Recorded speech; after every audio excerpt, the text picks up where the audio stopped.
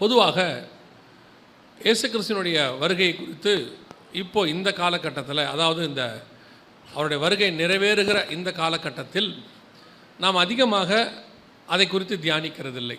உதாரணமாக இயேசு முதலாவது வரும்போது பார்த்திங்கன்னா, மத்தேயு சுவிசேஷம் நம்ம வாசிக்கிறோம் இல்லையா, காலம் நிறைவேறின போது அவர் வந்தாருன்னு. அவர் வரத்துக்கு முன்னாடி பார்த்திங்கன்னா ஒரு 430 வருஷம் இருண்ட காலம் அப்படிம்பாங்க, மல்கியாவிலேருந்து மத்திய வரைக்கும். காரணம் என்னென்னா, அந்த காலகட்டத்தில் தேவனை பற்றின அறிவு அல்லது தேவனுடைய பிரசன்னமோ அல்லது ஆவியானவருடைய வெளிப்பாடோ ஜனங்களுக்குள் இல்லாமல் இருந்தது. அதனால தான் இயேசு வந்து பிரசங்கம் பண்ணும்போது வசனம் சொல்லுது, இருள் இருக்கிற ஜனங்கள் பெரிய வெளிச்சத்தை கண்டார்கள். இப்போ இயேசு வர்றதுக்கு முன்னாடி ஒரு மிகப்பெரியதான ஒரு வெற்றிடம், ஒரு இருள் ஜனங்களுக்குள்ளே வந்து ஒரு ஆயத்தம் இல்லாத தன்மை. அதனால தான் ஆயத்தப்படுத்துகிறவன் ஒருத்தன் வந்தான், வழியை ஆயத்தம் பண்ணுகிற யோவான் ஸ்நானகன். அப்போ இயேசு வர்றதுக்கு முன்னாடி இது நடக்குது பாருங்களேன். அப்புறம் ஒரு வெளிப்பாடு யாருக்கு இருக்குதுன்னா, வானசாஸ்திரிகளுக்கு இருக்குது. அவர்கள் வந்து ஏரோதின் இடத்துல சொல்லுகிறார்கள். அப்பொழுது அவர்கள் வேத வசனத்தை ஆராய்ந்து பார்க்கிறார்கள். ஆராய்ந்து பார்த்து, ஆமாம்மா மேசியா பிறக்கிற காலம் இதுதான், பெத்லகேமில் பிறப்பார் அப்படிங்கிறது எல்லாத்தையும் அவங்க கண்டுபிடிக்கிறாங்க. ஏன் அவர்கள் அதை முன்பதாகவே செய்யவில்லை? அவர்கள் கையில் வேதம் இருந்தது, ஆனால் அதை அவர்கள் முன்பதாகவே செய்யவில்லை. யாரோ ஒருத்தர், அதுவும் புறஜாதியார், கிழக்கிலிருந்து வானசாஸ்திரிகள்னு வசனம் சொல்லுது. அவர்கள் அந்த தேசத்தை சார்ந்தவர்கள் அல்ல, கிழக்கில் இருக்கிறவர்கள்.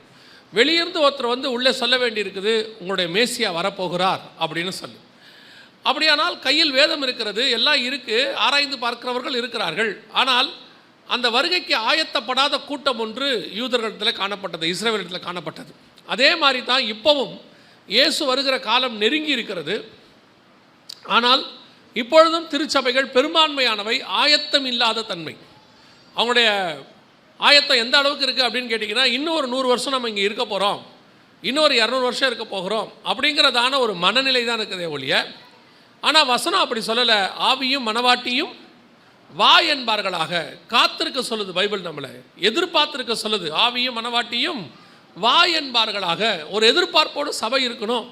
அதனால தான் ஒவ்வொரு வாட்டி நீங்கள் கம்யூனியன் எடுக்கும் போது என்ன சொல்லி எடுக்கிறோம், ஆண்டவர் நமக்கு என்ன சொல்லியிருக்கிறாரு அப்படின்னு பார்த்தா, நான் வருமளவும் என்னை நினைவு கூறும்படி இதை செய்யுங்கள். அப்போ கம்யூனியனுங்கிறத அவர் வர வரைக்கும் தான். ஒவ்வொரு வாட்டி கம்யூனியன் எடுக்கும் போதும் நீங்கள் நினைவு கூற வேண்டியது என்னென்னா, அவர் வரப்போகிறாரு, அவர் சீக்கிரத்தில் வரப்போகிறாரு, இந்த கம்யூனியன் காலம் முடியுது, உடன்படிக்கை முடிவடைய போகுது அப்படிங்கிறது தான் நம்மளுடைய எதிர்பார்ப்பாக இருக்கணும்.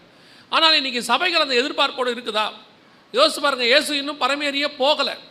போகாததுக்கு முன்னே சீஷர்களை இயேசுவை பார்த்து கேட்குறாங்க, உங்களுடைய வருகைக்கு அடையாளம் என்ன, எப்போ திரும்பி வருவீங்க? இயேசு மரித்து உயிர்த்தெழுந்துட்டார். 40வது நாளில் சீஷர்கள் அவரை பார்த்து கேட்குறாங்க, இந்த காலத்தில் இஸ்ரவேலுக்கு ராஜ்யத்தை திருப்பி கொடுப்பீர். அப்போவே அவங்க எதிர்பார்த்துருக்குறாங்க, திருப்பி இயேசு உடனே வந்துடுவார், திருப்பி ராஜ்யபாரம் வந்துடும். 1 யோவான் 2ஆம் அதிகாரம் 18ஆம் வசனத்தை வாசிக்கும்போது யோவான் சொல்கிறாரு, பிள்ளைகளே இது கடைசி காலமாக இருக்கிறது, அந்தி கிறிஸ்து வருகிறான் என்று நீங்கள் கேள்விப்பட்டபடி இப்பொழுதும் அநேக அந்தி கிறிஸ்துகள் இருக்கிறார்கள். அவங்க அதையே கடைசி காலம்னு சொல்லிட்டு இருக்கிறாங்க. அன்னைக்கு பவுல் சொல்கிறார் 2 தெசலோனிக்கேயர் 2ஆம் அதிகாரத்தில் 7-8 வசனத்தில் வாசிக்கும் போது, அக்கிரமத்தின் ரகசியம் இப்பொழுதே கிரியை செய்கிறது. அவங்க அப்போவே ரெடியாக இருந்தாங்க, காத்திருந்தாங்க, கிறிஸ்துவை சந்திப்பதற்கு எதிர்பார்த்திருந்தாங்க. ஆனால் அது வருகிற காலம் அல்ல, அதான் ஆரம்ப காலம், கடைசி காலத்தினுடைய ஆரம்ப காலம், மாம்சமான யாவர் மேலும் ஆவி ஊற்றப்பட்ட காலம். ஆனால் அதே கடைசி காலத்தினுடைய முடிவுக்கு நம்ம வந்திருக்கிறோம். இப்போ அன்னைக்கு இருந்ததை விட 2 மடங்கு ஆயத்தம் இருக்கணும், அன்னைக்கு இருந்ததை விட இன்னும் வாஞ்ச இருக்கணும், அன்னைக்கு இன்று இருந்ததை விட சபை இன்னைக்கு எதிர்பார்ப்போடு இருக்கணும். ஆனால் சபையினுடைய இன்னைக்கு நிலைமை தான் ரொம்ப கஷ்டம். யோசிச்சு பாருங்க, கிளம்பியாச்சு, வஸ்திரம் தரிச்சாச்சு, கையில் தீவட்டியை எடுத்தாச்சு, மணவாளனை எதிர்பார்த்து புறப்பட்டாச்சு. ஆனால் வேதம் சொல்லுது, வருகிற நேரத்தில் அவர்கள் உறங்கி விட்டார்கள், நித்திரை மயக்கமாக இருந்தார்கள். அவங்க புறப்பட்ட காலத்தில் அவர் வர காலம் இல்லை. ஆனால் அப்போ அவங்க ஆயத்தமாக புறப்பட்டாங்க, கையில் தீவட்டி இருந்துச்சு, அவங்க வந்து கன்னிகைகள் ஆயத்தப்பட்டு புறப்பட்டாங்க. ஆனால் வரும்போது பாருங்கள், நித்திரை மயக்கமாக இருந்தார்கள்னு சொல்லுது. அதே மாதிரி தான் சபை இன்னைக்கு ஆரம்பத்தில் அப்போஸ்தலர் காலத்திலிருந்து வருக வரப்போது காத்திருந்தாங்க. எனக்கு தெரிஞ்சு போன தலைமுறை வரைக்கும் அப்படித்தான் ஊழியர்களும் சபையும் இருந்துச்சு. ஏன் இத்தனை ஆண்டு காலம் பல சபைகள் இவ்வளவு வளர்ச்சி அடைந்து இடங்களை வாங்கி போட்டு அப்படி இருந்த காலகட்டத்தில் கூட இந்த காத்திருந்த சபைகள் என்று சொல்லக்கூடிய மணவாட்டி சபைகள் அதையெல்லாம் எதிர்பார்க்காம ஒரு கொட்டாவை போட்டு கொட்டடிச்சுக்கிட்டு இருந்தாங்க. அவங்க எதிர்பார்ப்பு என்னவா இருந்துச்சுன்னா, இடம் வாங்குறதாக இல்லை, அவருடைய எதிர்பார்ப்பு இயேசுவை சந்திப்பதாக இருந்துச்சு, அவங்களுடைய எதிர்பார்ப்பு கிறிஸ்துவை சந்திப்பதாக இருந்துச்சு. அதுக்கு நடுவில் என்னென்ன நமக்கு சபைக்கு தேவையோ ஊழியத்துக்கு தேவையோ அதெல்லாம் பரலோகம் கொடுக்குது, வாங்குகிறோம், விற்கிறோம், அது வேறு விஷயம். ஆனால் அவங்களுடைய பிரதானமான எதிர்பார்ப்பு கிறிஸ்துவாக இருந்துச்சு. இன்னைக்கு சபையும் சரி, சபையின விசுவாசிகளை சொல்றேன், விசுவாசிகளும் சரி, அநேக ஊழியர்களும் சரி, வருகைக்கு எதிர்பார்த்திருக்கிற கூட்டமாக இல்லை. உலகம் அழிய ஆரம்பிக்கிறதுக்கு முன்னாடி ஏறக்குறைய ஒரு 969 வருஷத்துக்கு முன்னாடி ஏனோக்கு கிட்ட கர்த்தர் சொல்றாரு, நான் பூமியை நியாயம் தீர்க்க போறேன்னு. அப்பவே ஏனோக்கு ரெடி ஆயிட்டாராமா. அவர் சொல்றாரு, தேவனோடு கூட சஞ்சரித்து கொண்டிருந்தார். ஆனால் அவர் சொல்லி அவர் ஆயத்தப்பட்டு ஏறக்குறைய 969 வருஷம் கழிச்சுத்தான் பூமியில அழிவு வந்துச்சுன்னு சொல்லி முதலாவது அழிவை நம்ம பார்க்கிறோம். ஆனால் என்ன ஆச்சரியம் தெரியுங்களா, அவர் ஆயத்தமாக இருந்து பிரசங்கம் பண்ணி அநேகருக்கு சொன்னார். ஆனால் அழிவு வர நேரத்தில் பார்த்தீங்கன்னா ஜனங்க எப்படி இருந்தாங்களா, உணராது இருந்தார்கள்னு மத்திய 24:37-38 சொல்லுது. அந்த செய்தி வந்தபோது, நியாய தீர்க்க போகிறார் என்று ஏனோக்குக்கு செய்தி வந்தபோது, வெளிப்பாடு வந்தபோது ஒரு ஆயத்தம் காணப்பட்டுச்சு. ஆனால் அதுவே முடிகிற காலம் வரும்போது ஜனங்களுக்குள்ளே உணர்வு இல்லாத இருதயம் இருந்துச்சு. அதே மாதிரி தான் இந்த வருகையை பற்றின உணர்வு முதல் நூற்றாண்டில் அப்போஸ்தலர்கள்ட்ட அவ்வளவு அதிகமாக இருந்துச்சு. எதிர்பார்த்து காத்திருந்தாங்க. ஆனால் இன்னைக்கு சபை எதிர்பார்ப்பல்ல. சபையின் எதிர்பார்ப்பு என்னவா இருக்கிறது? உங்கள் எதிர்பார்ப்பு என்ன? உங்கள் ஜெப குறிப்பு என்ன? எந்த பிரேயருக்கு போங்க, உங்கள் ஜெப குறிப்பு என்ன? இடம் வாங்கணும், வீடு வாங்கணும், பிள்ளை கல்யாணம் பண்ணணும், பேரப்பிள்ளையை பார்க்கணும், அப்புறம் பேரப்பிள்ளைக்கு கல்யாணம் பண்ணணும், அதை வீடு வாங்கணும், இப்படி வாங்கணும், அப்புறம் 70-80 வயசில் செத்து போகணும். இதை தவிர வேறு என்ன எதிர்பார்ப்பு உங்ககிட்ட இருக்கு? வேறு எதிர்பார்ப்பே கிடையாது. இருக்கிற ஆசீர்வாதம்னா என்ன? சபையில் இடம் வாங்க போனோம், அதை வாங்கிட்டோம், கார் வாங்கிட்டோம், எல்லாம் வாங்கிட்டோம், இதான் ஆசீர்வாதம். இதை ஆசீர்வாதம்னு முதல்ல யார் சொன்னா? முதல்ல இது ஆசீர்வாதம் அல்ல, இது தேவை, நீட். வாழ்க்கையின் தேவை ஆசீர்வாதமாய் மாறாது. ஆசீர்வாதம் என்பது வேறு. ஆபிரகாமுக்கு அப்பவே தெரியுது, பிள்ளை இல்லாமல் இருக்கிறாரு. 12ஆம் அதிகாரத்தில் புறப்பட்டாரு. 12ஆம் அதிகாரத்தில் ஜனங்களை சவதரிச்சிட்டாரு. செல்வ சீமானா மாறிட்டாரு. 13ஆம் அதிகாரத்தில் ஆஸ்தி தாங்கக்கூடாததா இருந்தது. இவ்வளவும் கிடச்சிருச்சு. மொத்த அவருக்கு காசு கிடச்சிருச்சு. செல்வ சீமானாய் மாறிட்டாரு. 15ஆம் அதிகாரத்தில் ஆண்டவரை பார்த்து கேட்குறாரு, ஆண்டவரே எல்லாம் ஓகே தான், பிள்ளை இல்லாமல் இருக்கிறேனே, என்ன செய்யலாம்? ஆண்டவர் சொல்றாரு, சரி அதையும் தரேன்பா, பிள்ளையும் தரேன். 17ஆம் அதிகாரம் வரைக்கும் பார்த்தாரு. இஸ்மவேல் ஒரு பக்கம். ஆண்டவர் 18ஆம் அதிகாரத்தில் சொல்றாரு, 17ஆம் அதிகாரத்தில் சொல்றாரு, ஈசாக்குன்னு ஒரு குமாரனை தருவேன். எல்லாம் வந்துடுச்சு. இப்போ வயசாகி போச்சு, 100 வயசாகி போச்சு, 100 வயசை தாண்டிருச்சு. பேரப்பிள்ளைகள் வரைக்கும் பார்த்துட்டாரு, யாக்கோபு வரைக்கும் பார்த்துட்டாரு.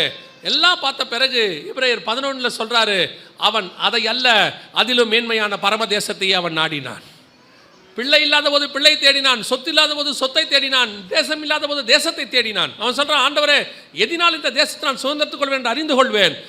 தேசம் வந்தாச்சு கைக்கு, இப்போ பையன் வந்தாச்சு, சொத்து வந்தாச்சு, மருமக வந்தாச்சு, பேரப்பிள்ளை வந்தாச்சு, எல்லாம் வந்த பிறகு ஒரு அறிவு வருது, இதை அல்ல, இதிலும் மேன்மையான பரமதேசத்தை அவன் நாடினான்.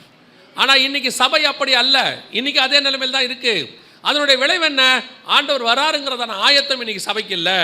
சபை ஆயத்தப்பட்ட இடத்துல இல்லை. எவ்வளோ கேட்டாலும் சபைக்கு உணர்வில்லாத இருதயம். அந்த மத்திய 24:37-38 இயேசு சொன்ன மாதிரியே ஜனங்க மாறியாச்சு. கண்ணுக்கு முன்னாடி அடையாளங்கள். இப்போ மத்திய 24:3 கேட்குறாங்க சீஷர்கள், உங்களுடைய வருகைக்கும் உலகத்தின் முடிவுக்கும் அடையாளம் என்ன கேட்டபோது ஆண்டவர் அநேக அடையாளங்களை சொல்லுகிறார். அதுவும் அந்த மத்திய 24ஆம் அதிகாரத்தை அழகாக பிரித்து வரிசை கிரமமாக அழகாக கொடுத்துருக்கிறார்.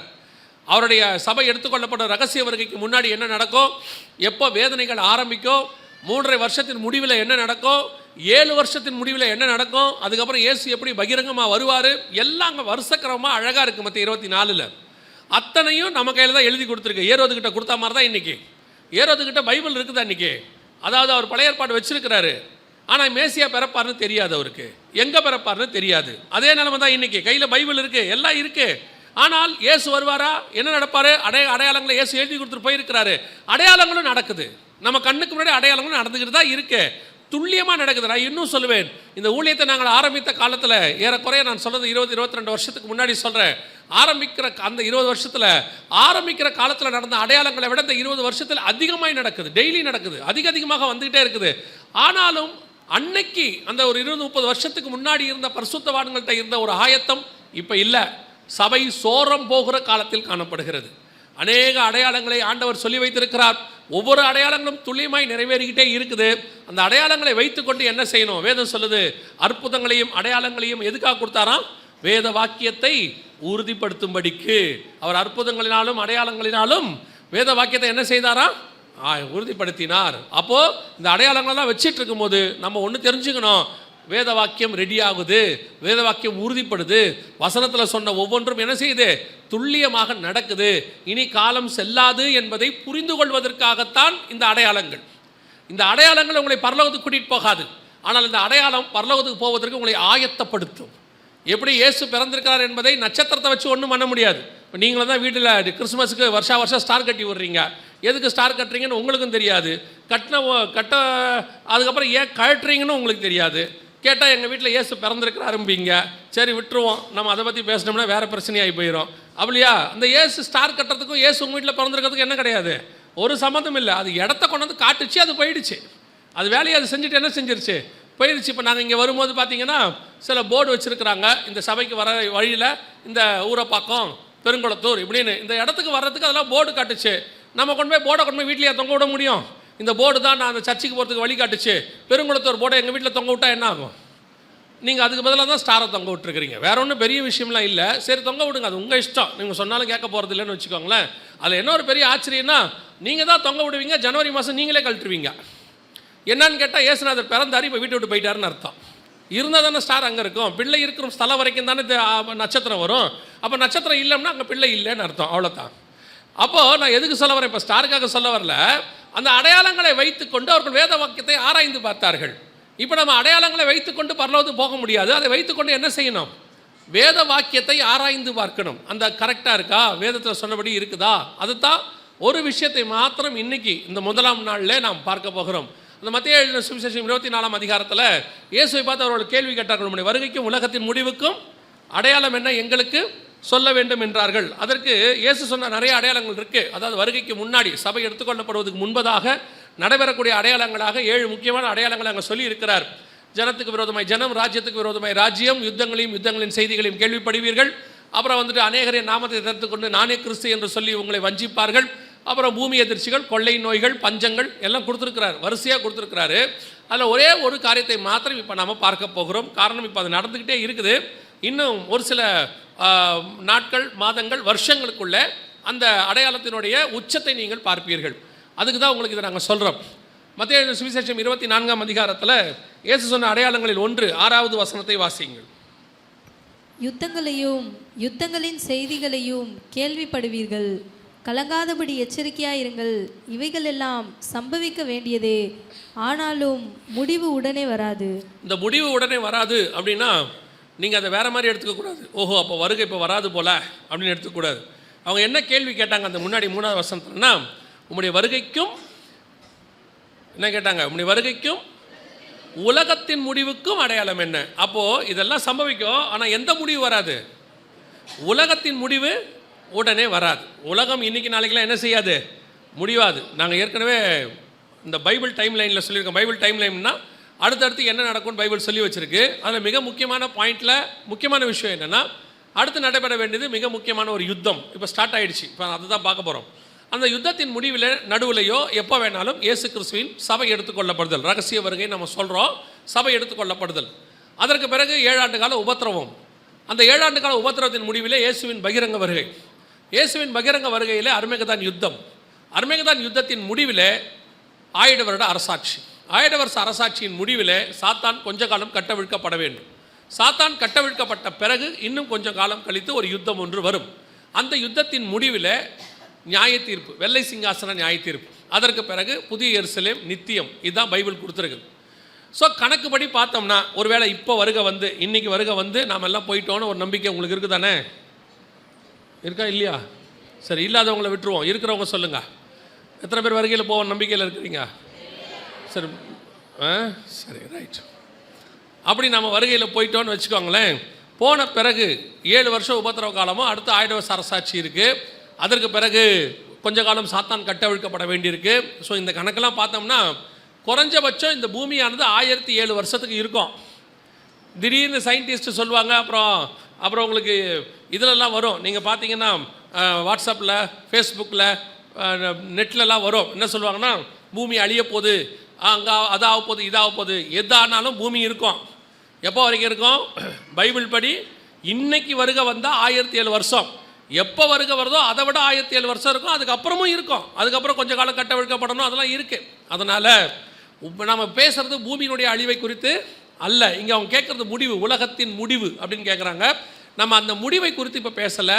அங்கே முடிவு உடனே வராதுன்றது அதை பற்றி தான் சொல்லப்பட்டிருக்கு, வருகையை பற்றி சொல்லலை. ஏன்னா வருகை எப்போ வேணாலும் வரும். நினையாத நாளிலே மனுஷகுமாரன் வருவார். அப்படி தான் நமக்கு சொல்லப்பட்டிருக்கு. அப்போ யுத்தங்களின் செய்திகளையும் கேள்விப்படுவீர்கள் அப்படிங்கிற அடையாளத்தில் இன்றைக்கி நாம் பார்க்க போகிற அந்த யுத்தம் எது அப்படின்னு பார்க்க போகிறோம். இயேசு கிறிஸ்து வேதத்தில் எப்போவுமே எந்த ஒரு காரியத்தையுமே பொதுவாக சொன்னதே கிடையாது. அதாவது லாங் இங்கிலீஷில் செய்வாங்க, long ago, so long ago, once upon a time அப்படின்லாம் சொல்லுவாங்க.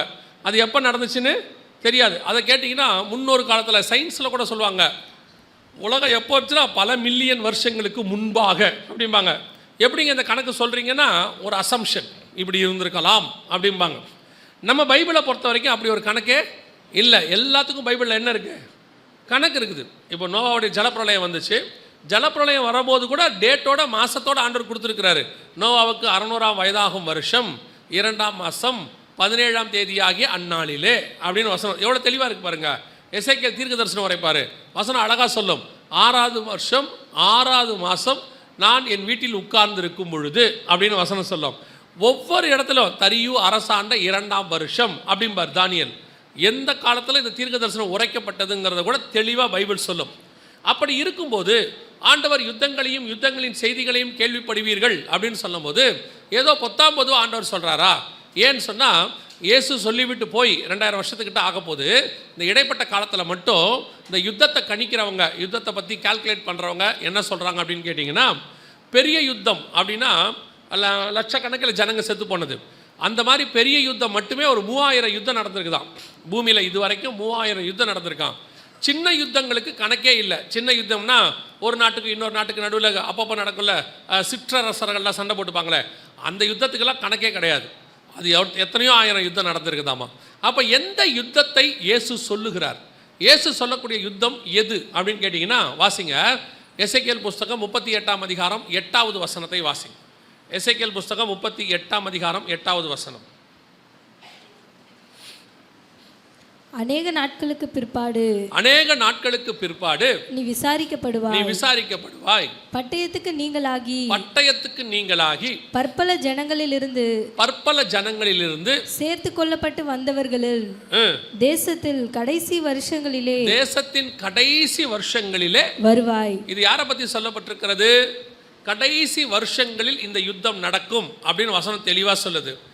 எந்த கடைசி வருஷத்தில் இந்த யுத்தம் நடக்கும் அப்படின்னு கேட்டிங்கன்னா, பற்பல ஜனங்களிலிருந்து சேர்த்து கொள்ளப்பட்டு வந்தவர்களின் தேசத்தில் கடைசி வருஷத்தில் இது நடக்கும் அப்படின்னு இருக்கு. பற்பல ஜனங்களிலிருந்து சேர்த்து கொள்ளப்பட்டு வந்தவர்கள் அப்படின்னா நம்ம காலத்தில் இஸ்ரவேல் ஜனங்களும் இதுக்கு முன்னாடி 2 தடவை அவங்க தேசத்துக்கு சேர்த்து கொள்ளப்பட்டிருக்கிறாங்க. முதலாவதாக மோசே தலைமையில் எகிப்திலேருந்து வந்தாங்க. 2வது செருபாபேல் தலைமையில் அங்கே மேதிய பெர்ஷியா சாம்ராஜ்யத்திலேருந்து வந்தாங்க. அப்படி வரும்போது அவங்க அந்தந்த தேசத்திலிருந்து தான் வந்தாங்க.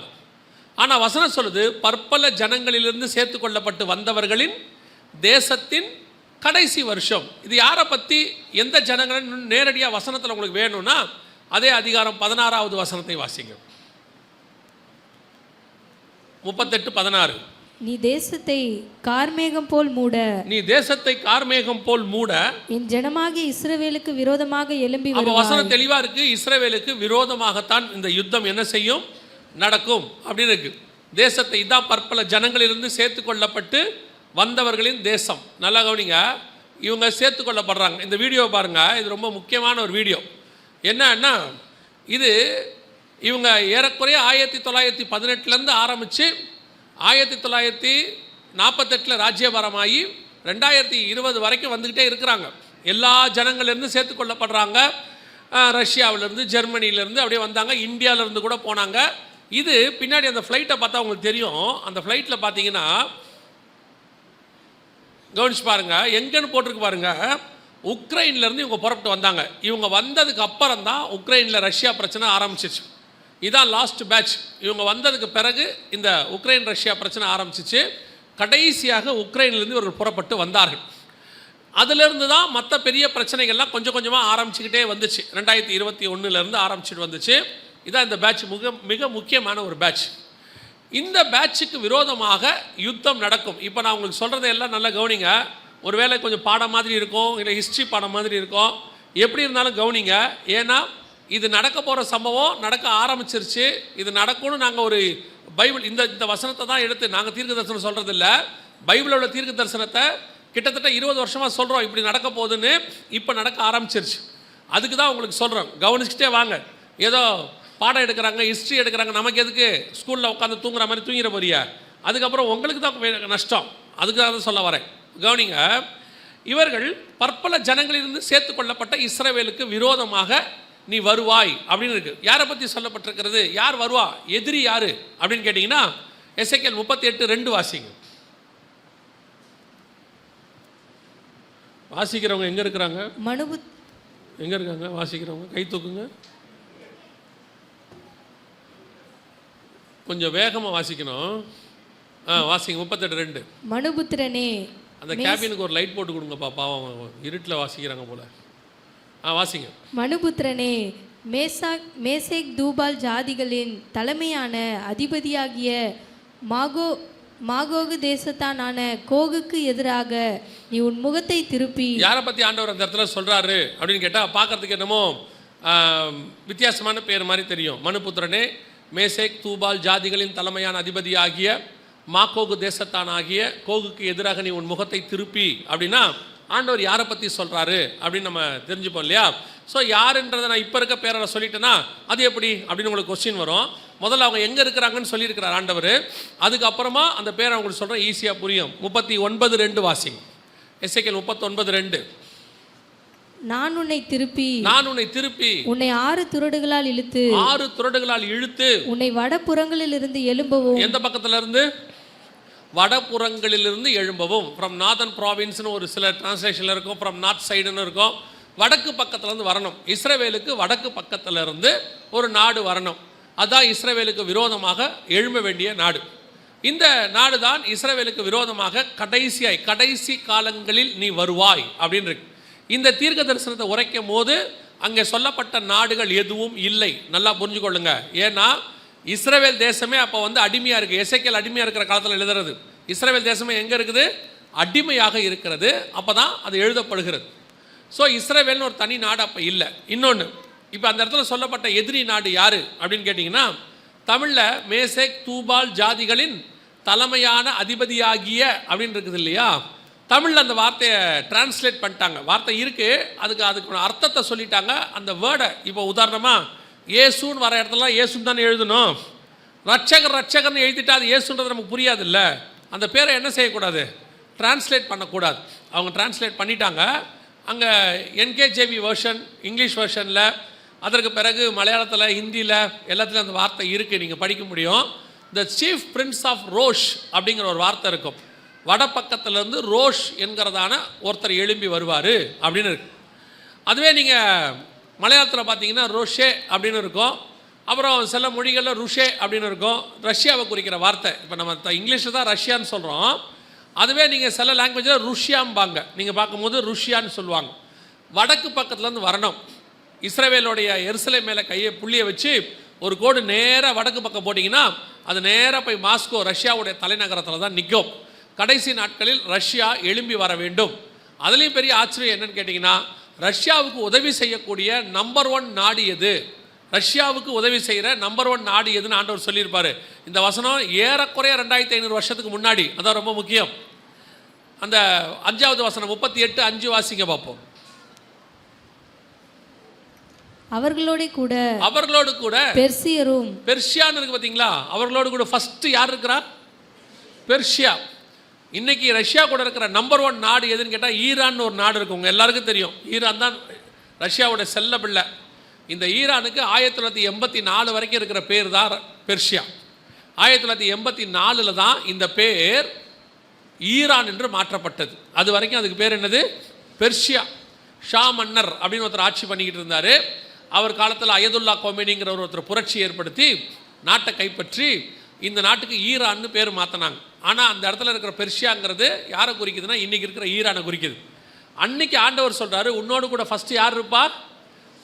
பெர்ஷியா. ஈரான் இருக்கும், லிபியா இருக்கும், எத்தியோப்பியா இருக்கும். இன்றைக்கி இந்த நாடு எல்லாம் ரஷ்யா கூட இருக்குது. இப்போ இந்த யுத்தம் தான் கடைசியாய் நடைபெற வேண்டிய யுத்தம். இந்த யுத்தம் நடைபெற வேண்டிய யுத்தம்னு சொல்கிறோம், கடைசியாக வர வேண்டியதுன்னு சொல்கிறோம். இந்த யுத்தம் எவ்வளோ தூரத்தில் இருக்குது, இதற்கு ஆயத்தம் என்னவா இருக்குது அப்படின்னு சொல்லி நீங்கள் கேட்டிங்கன்னு சொன்னால் சில விஷயங்களை இப்போ நாம் பார்க்க போகிறோம். பார்த்துட்டு இந்த யுத்தம் எவ்வளோ தூரத்தில் இருக்குது, என்னென்ன நடக்க போகுதுங்கிறத மாத்திரம் சொல்லிவிட்டு நான் முடிக்க விரும்புகிறேன். ஏன்னா யுத்தங்களின் செய்திகள் ரொம்ப முக்கியம். அது ஒரு விதமான அடையாளம். 7 அடையாளங்கள் அதுவும் ஒரு அடையாளமாக இருக்குது. இந்த இஸ்ரேலை பற்றி சில விஷயங்களை நான் உங்களுக்கு சொல்லிட்டு போகிறேன். அது ரொம்ப முக்கியமான விஷயம். ஏன் அப்படின்னு கேட்டிங்கன்னா, அடுத்த சில வருஷங்கள் இஸ்ரேலை பற்றின ஒரு தவறான கருத்தும் அல்லது தகவலும் அவங்கள பற்றினதான காரியங்கள் பரப்பப்படும். உலகம் முழுக்க இப்போ ஆரம்பிச்சிட்டாங்க, அது பரப்பிக்கிட்டே இருக்கிறாங்க, இன்னும் பரப்பப்படும். இஸ்ரேல் அப்படிங்கிற நாடு இப்போ இருக்குது. 1948 இஸ்ரேலுங்கிற நாடு என்ன செய்யுது இருக்கு. ஆனால் 1948க்கு முன்னாடி இஸ்ரேல்னு ஒரு நாடே கிடையாது. அப்படி ஒரு நாடு இல்லை. இப்போ எல்லாரும் என்ன சொல்கிறாங்க அப்படின்னா, இஸ்ரேல் வந்து பாலஸ்தீனர்களை எல்லாம் அகதிகள் ஆக்கிட்டாங்க, இஸ்ரேல் வந்து அங்கே நாட்டை பிடிச்சிக்கிட்டாங்க, அங்கே இருந்து அவங்கள எல்லாத்தையும் விரட்டிட்டாங்க அப்படின்னு நிறையா காரியங்கள் சொல்லப்படுது. எந்த அளவுக்கு இது உண்மை, எந்த அளவுக்கு சரித்திரம் என்ன சொல்லுது, பைபிள் என்ன சொல்லுது அப்படிங்கிறத நீங்கள் தெரிஞ்சுக்கணும். ஏன் நீங்கள் தெரிஞ்சுக்கணும்னா, 2 முக்கியமான காரணத்துக்காக நான் எப்பவும் சொல்வேன். ஒன்று, இந்த இஸ்ரவேலர்கள் வழியாகத்தான் இன்னைக்கு உலகத்துக்கே பைபிள் நமக்கு வந்திருக்கிறது. ஆண்டவர் அவ்வளோதான் என்ன பண்ணியிருக்கிறாரு, பயன்படுத்தி இருக்கிறார். 12 அப்போஸ்தலர்களுமே எங்கேருந்து வந்தவங்க தான், இஸ்ரவேலுக்குள்ளேருந்து வந்தவங்க தான். நம்முடைய ஆண்டவரும் இஸ்ரவேல் தான் சிலுவையில் அறையப்பட்டார். அதில் இருந்த பவுல் வழியாக தான் வேதாகமம் நமக்கு இந்த அளவுக்கு கொடுக்கப்பட்டது. அது ஒன்று. 2வது, நம்ம ஆண்டவரே சொல்லியிருக்கிறாரு, எருசலேமின் சமாதானத்திற்காக வேண்டிக் கொள்ளுங்கள். பவுல் எழுதும்போது சொல்கிறாரு, இஸ்ரவேலர் ரட்சிக்கப்பட வேண்டும் என்பது அவருடைய ஆசையாக இருக்கிறது. அதனால் நாம் அவங்களுக்காக ஜெபம் பண்ணுறோம். நம்ம அவங்களுக்காக மட்டும் இல்லை, எல்லாருக்காகவும் ஜெபம் பண்ணுறோம். இந்தியாவில் இருக்கிற எல்லாரும் ரட்சிக்கப்படும் ஜெபம் பண்ணுறோம். அதே மாதிரி இஸ்ரவேலர்கள் ரட்சிக்கப்படும் நம்ம என்ன செய்கிறோம், ஜெபம் பண்ணுறோம். முக்கியமான காரணம், அவர்களுக்கு இந்த பைபிளை கொண்டு வருவதற்குரியதான ஒரு வாய்ப்பை கர்த்தர் கொடுத்தார். அவங்க கொண்டு வந்து கரெக்டாக சேர்த்தாங்க. அது ரொம்ப முக்கியம். சரி, இப்போ இந்த இஸ்ரவேல் தேசத்துக்கு விரோதமாக நடைபெறக்கூடியதான சில காரியங்கள் என்ன, இஸ்ரவேல் தேசம் யாருடையது அப்படின்னு பார்த்தீங்கன்னா, நம்ம எல்லாருக்கும் தெரியும், 1948 அவங்க தனி நாடாக பிரகடனப்படுத்தப்பட்டாங்க. அதுக்கு முன்னாடி ஃபஸ்ட்டு பைபிளில் நம்ம வாசிக்கிறோம், கானான் தேசத்துக்கு யார் வந்தது, ஆபிரகாம் வந்தார். வந்து ஈசாக்கு அங்கே குடியிருந்தார். யாக்கோபு தான் அவர் பேர் தான் இஸ்ரேல். யாக்கோபுக்கு 12 பசங்க, அதில் 4வது பையனுக்கு பேர் தான் யூதர்கள். ஸோ இஸ்ரேல் யூதா என்பதனுடைய வரலாறு. அன்னைக்கே அந்த தேசம் அவர்கள் கையில் என்ன செய்யப்பட்டு விட்டது, கொடுக்கப்பட்டுச்சு. அன்னிலிருந்து அவங்க தான் அங்கே இருக்கிறாங்க. ஒரு கூட்டம் சொல்லும், இல்லைங்க அதெல்லாம் நாங்கள் ஒத்துக்க மாட்டோம், அதெல்லாம் பழைய கதை, பைபிள் கதை, அதை எடுத்துக்கிட்டு இப்போ வராதிங்க. இப்போ மாடர்னில் இன்னைக்கு உள்ள ஜனநாயக காலத்தில் எப்படி சொல்லுங்கள், இந்த நாடு யாரு எங்கே இருந்துச்சு அப்படின்னு சொன்னாலும் 1917 வரைக்கும் இஸ்ரேல் துருக்கி வசம் இருந்துச்சு. அதற்கு பிறகு ஏற்பட்ட முதலாம் உலக யுத்தத்தில் அந்த நாடு இஸ்ரேல் வசம் வந்துச்சு, இங்கிலாந்து வசம் வந்துச்சு. அப்போ இங்கிலாந்து தோக்குற நிலைமையில் இருக்கும்போது அவங்கக்கிட்ட ஒரு சயின்டிஸ்ட் இருந்தார். அவர் பேர் சார் வைஸ்மேன். அவர் ஒரு யூதன். அவங்க ஜெயிக்கிறதுக்கு ஒரு குண்டு கண்டுபிடிச்சி கொடுத்தோன்னே இங்கிலாந்து ஜெயிச்சிட்டாங்க. அப்போ இருந்தவங்க கேட்டாங்க, உங்களுக்கு நாங்கள் என்ன செய்யணும், நீங்கள் எங்களுக்கு இவ்வளோ பெரிய வெற்றியை தேடி கொடுத்துருக்குறீங்கன்னு சொன்னபோது சார் வைஸ்மேன் சொன்னார், எங்கள் நாடு இப்போ உங்கள் கையில் இருக்குது, நீங்கள் நினச்சா அகதிகளாக 2000 வருஷமாக இருக்கிற நாங்கள் திரும்பி வருவதற்கு என்ன செய்ய முடியும், ஒரு வாய்ப்பு கொடுக்க முடியும். அது எங்கள் நாடு, எங்களுக்கு வாய்ப்பு கொடுங்க அப்படின்னு சொன்னபோது சார் வைஸ்மேனுக்காக அவங்க என்ன பண்ணாங்க, அந்த நாட்டை 3ஆக பிரித்து, அதுதான் அவங்க பண்ண பெரிய தப்பு, அந்த நாட்டை 3ஆக பிரித்து 1 பங்கை யூதர்கள் கையில் கொடுத்தாங்க, 2 பங்கு அரபியர்கள்கிட்ட இருந்துச்சு, 1 பங்கு யூதர்கள் கையில் கொடுத்தாங்க. யூதர்கள்ட்ட பண்ண தப்பு என்ன, யூதர்கள் செய்கிற தப்பு என்ன அப்படின்னு கேட்டிங்கன்னா, ஆண்டவர் அவர்களுக்கு திருப்பி தேசத்தை கொடுப்பேன் என்று சொன்னார், திருப்பி கூட்டிகிட்டு வருவேன்னு சொன்னார். ஏசாயா தீர்க்கதரிசன புஸ்தகம் 43ஆம் அதிகாரம் 5வது வசனத்தை வாசிங்க. ஏசாயா 43:5 வாசிங்க. பயப்படாதே, நான் உன்னோடு இருக்கிறேன், நான் உன் சந்ததியை கிழக்கிலிருந்து வரப்பண்ணி உன்னை மேற்கிலும் இருந்து கூட்டி சேர்ப்பேன். நான் வடக்கை நோக்கி கொடு என்றும் தெற்கை நோக்கி வைத்திராதே என்றும் சொல்லி, தூரத்திலிருந்து என் குமாரரையும் பூமியின் கடையார்ந்தத்திலிருந்து என் குமாரத்திகளையும் வரவழைப்பேன்னு ஆண்டவர் சொன்னார். சொன்னபடியே 1918 அவங்க திருப்பி கொண்டு வரப்பட்டு பால்ஃபர் டிக்ளரேஷன் அப்படிங்கிற ஒரு டிக்ளரேஷன், அதாவது ஒப்பந்தத்தின் மூலம் யூதர்கள் உள்ளே வருவதற்கு அனுமதி கொடுக்கப்பட்டது. ஆனால் யூதை யாருமே அங்கே என்ன செய்யலை, வரல. ஏன்னா அவங்கவுங்க ஊரில் அவங்க எப்படி இருந்தாங்க, ஆசீர்வாதமாக இருந்தாங்க. ஜெர்மனியில் ஒரு பக்கம், ரஷ்யாவில் ஒரு பக்கம், ருமேனியாவில் ஒரு பக்கம், இந்தியாவில் ஒரு பக்கம், எல்லா பக்கமும் அவங்க ஆசீர்வாதமாக இருந்தாங்க, ரொம்ப செழிப்பாக இருந்தாங்க. அதனால் அந்த ஊரை விட்டு வரத்துக்கு அவங்களுக்கு என்ன இல்லை, எண்ணம் இல்லை. சில நேரத்தில் ஆண்டவர் உங்களை அழைக்கும் போது உங்களுக்கு இருக்கிற இடத்த விட்டு வரத்துக்கு என்ன செய்யாது. ஆமாம், அது ஊழியமாக இருக்கட்டும், சில காரியங்களாக இருக்கட்டும், நம்ம எப்போவுமே ஆண்டவர்கிட்ட போகிறது, எங்கே போகிறோம், எப்படி, அதை சொல்லுங்கள், அதெல்லாம் பார்த்துட்டு தான் வருவோம். அதான் நம்மளுடைய பழக்கம் இல்லையா. கானான் தேசத்துக்கு போ அப்படின்னா ஆபிரகாம் என்ன பண்ணிட்டாரு, புறப்பட்டு போயிட்டாரு, அவ்வளோதான். அங்கே போன தேசம் எப்படி இருந்துச்சு, பாலும் தேனும் ஓடுகிற தேசம். லோத்துவை புறப்பட்டு போன்னு ஆபிரகாம் சொல்கிறாரு. ஆனால் லோத்து என்ன பண்ணுறாரு, அப்படியே ஏறெடுத்து பார்க்குறாரு, எந்த பக்கம் நல்லா இருக்குன்னு பார்க்குறாரு. ஒரு பக்கத்தில் நல்ல தண்ணி நீர்வளம் மிக்கதாக இருக்கு, தேவனுடைய தோட்டத்தை போல இருக்கு, எகிப்தை போல இருக்கு, சரி அங்கே போவோம் அப்படின்ட்டு அவர் நல்லா செலக்ட் பண்ணி போகிறார். ஆண்டவர் சொல்லி போகும்போது செலக்ட் பண்ணி போக முடியாது. செலெக்ஷனுக்கு உங்களுக்கு எனக்கு அதிகாரமே கிடையாது. நான் சொல்கிறது புரியுதா? அது ஊழியமோ எதுவோ, கர்த்தர் போன்னு சொன்னால் என்ன செஞ்சிடணும், போயிடணும். அந்த வார்த்தைக்கு நீங்கள் கீழ்படிச்சிட்டிங்கனாலே கர்த்தர் உங்களை ஆசீர்வதிக்க தொடங்கிடுவார். சில ஆட்கள் உட்காந்து ஆண்டவர்கிட்ட பேசிக்கிட்டு இருப்பாங்க, மல்லு கட்டிக்கிட்டு இருப்பாங்க, என்ன நடக்கும், நான் அப்படி போனால் என்ன ஆகும், அந்த இடத்துக்கு போனால் எனக்கு எப்படி ஆசீர்வதிப்பீர், இப்படி கேட்டுக்கிட்டே இருப்பாங்க. ஆண்டவர் கொஞ்ச நாள் பார்த்துக்கிட்டே இருப்பார். சில ஆட்கள் போகவே மாட்டான், அதான் முக்கியம். காலம் தாழ்த்திக்கிட்டே இருப்பான். டே ஊரே அழிய போது புறப்பட்டு போன்னு சொன்னால் லோத்து போக மாட்டார். அவர் தாமதித்து கொண்டிருக்கிறதை தூதர்கள் கண்டு கையை பிடிச்சி வழியை கொண்டு வந்து விட்டானா. சில நேரத்தில் ஆண்டவர் அப்படி தான் கையை பிடிச்சி இழுத்துக்கிட்டு வர்றார் ஊழியத்துக்கு. சில ஆட்களை வான்னு சொன்னால் அதுக்கு அவங்களுக்கிட்ட 1000 காரணம் இருக்கும். எங்கள் அப்பா அம்மாவுக்கு காரியத்தை முடிச்சுட்டு வரேன்பான், தங்கச்சிக்கு கல்யாணம் பண்ணி முடிச்சுட்டு வரேன்பாங்க, கொஞ்சம் பேர் சொல்லுவாங்க எனக்கு கொஞ்சம் கடன்லாம் இருக்குது அடைச்சிட்டு வரேன்பாங்க, இன்னும் கொஞ்சம் பேர் சொல்லுவாங்க நான் ஒரு டிகிரி படித்து முடிச்சுட்டு வரேன்பாங்க. ஊழியத்தை பையனை ஆண்டவர் ஊழியத்துக்கு கொடுக்க சொல்லுவார்.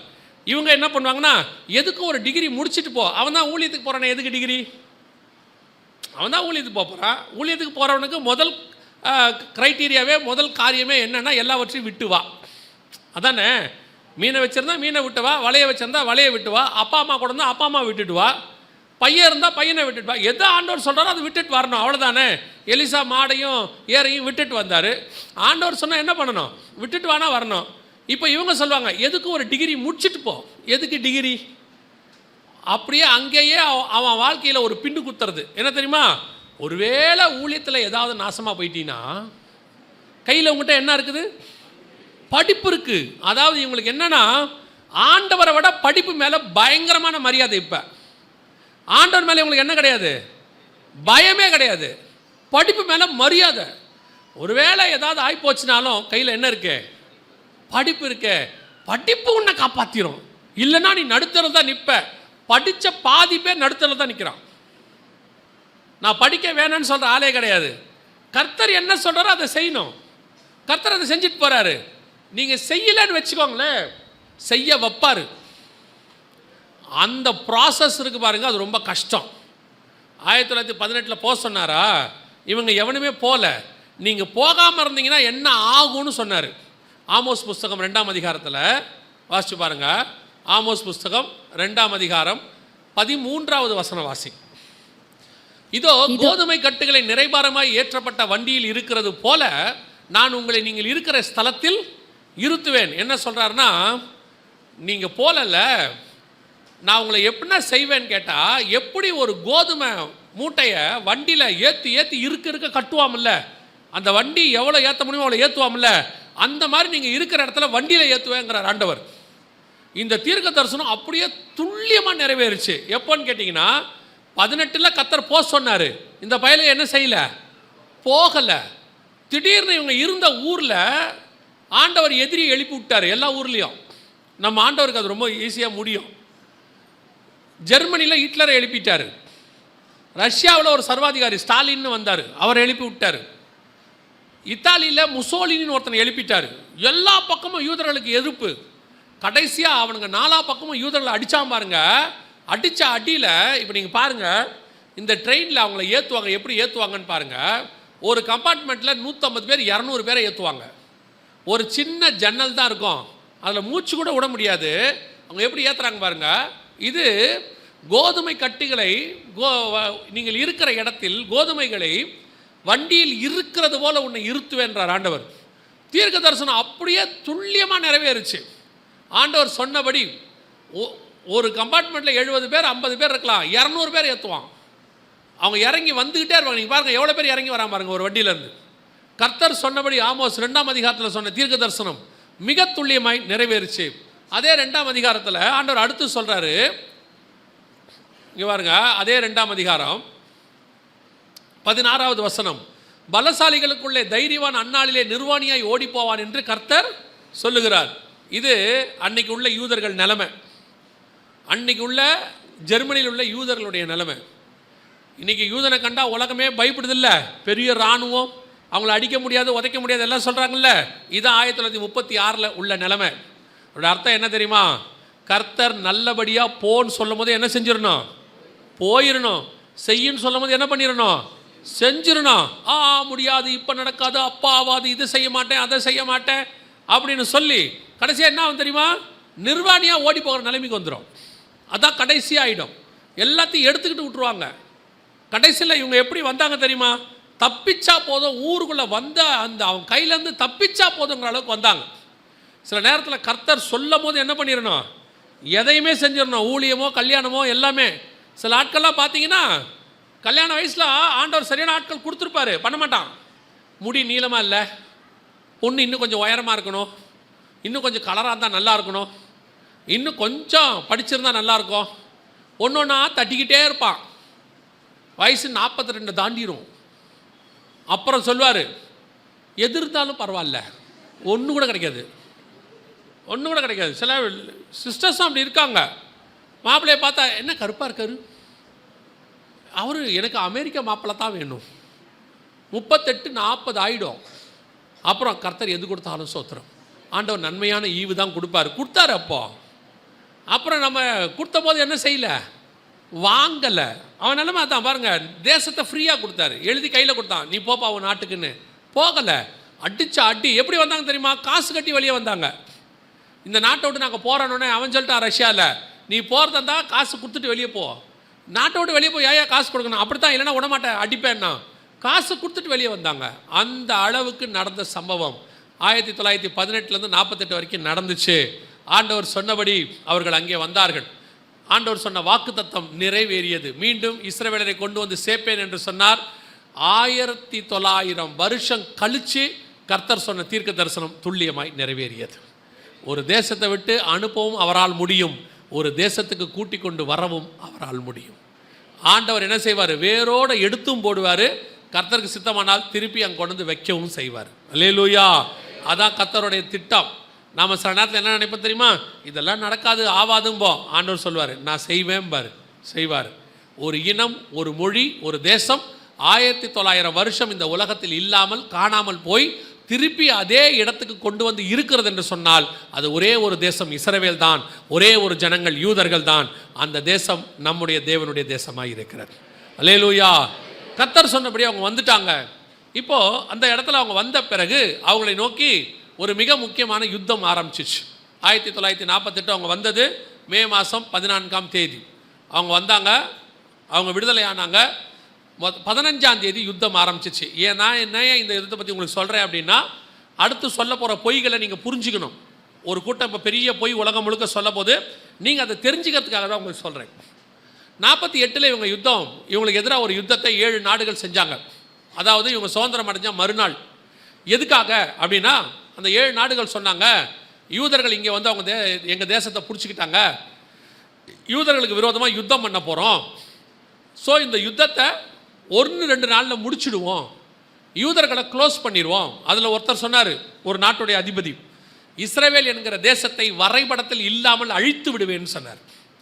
ஸோ நாங்கள் யுத்தம் ஆரம்பிக்க போகிறோம்னு சொல்லிட்டு அவங்க என்ன சொன்னாங்க, உள்ளே இருந்த பாலஸ்தீனர்கள் அகதிகளை பார்த்து, சாரி இப்போ அவங்க அகதிகள், அன்னைக்கு அவங்க இருந்தாங்க, அவங்கள பார்த்து சொன்னாங்க, நீங்கள் எல்லாம் வெளியே வந்துருங்க, நீங்கள் எங்கள் சகோதரர்கள், நாங்கள் சண்டை போடும்போது உங்களை கொல்ல விரும்பலை, அதனால் நீங்கள் வெளியே வந்துருங்க, 1-2 நாளில் யுத்தம் முடிஞ்சிடும், யூதர்கள் சுதந்திரம் அடைஞ்சு 1 நாள் தான் ஆகுது, இராணுவம்லாம் ஸ்ட்ராங்காக இல்லை, அவங்கள க்ளோஸ் பண்ணி முடிச்சிடுவோம், 1-2 நாளில் திருப்பி நாங்கள் உங்களுக்கு என்ன பண்ணிடுறோம், தேசத்தை திருப்பி உங்கள் கையிலேயே கொடுத்துட்றோம், நீங்கள் ஆளுகை செய்யுங்க அப்படின்னு சொன்ன உடனே அன்னைக்கு இஸ்ரவேலுக்கு பிரதமராக இருந்தவர் டேவிட் பென் கூரியன், அந்த ஃபோட்டோவில் இருக்கிறார் பாருங்க, அவர் தான். அவர் சொன்னார், உள்ளுக்குள்ளே இருக்கிற பாலஸ்தீனர்கள் வெளியே போகாதீங்க, நாம் சேர்ந்து யுத்தம் பண்ணுவோம், முடிச்சுட்டு நாம் எல்லாரும் என்ன செய்வோம், ஒன்றாக பேச்சுவார்த்தையின் மூலமாக அதை தீர்த்து கொள்ளலான்னு சொன்னார். ஆனால் உள்ளே இருந்த பாலஸ்தீனர்கள் கேட்கல. அவங்க வெளியிருந்த இந்த 7 நாடை நம்பினாங்க. வெளியே வந்தாங்க, யுத்தம் ஆரம்பிச்சிச்சு. ஆனால் அவங்க நினச்ச மாதிரி யுத்தம் 1-2 நாளில் முடிவடையல, சில வருஷங்கள் போச்சு.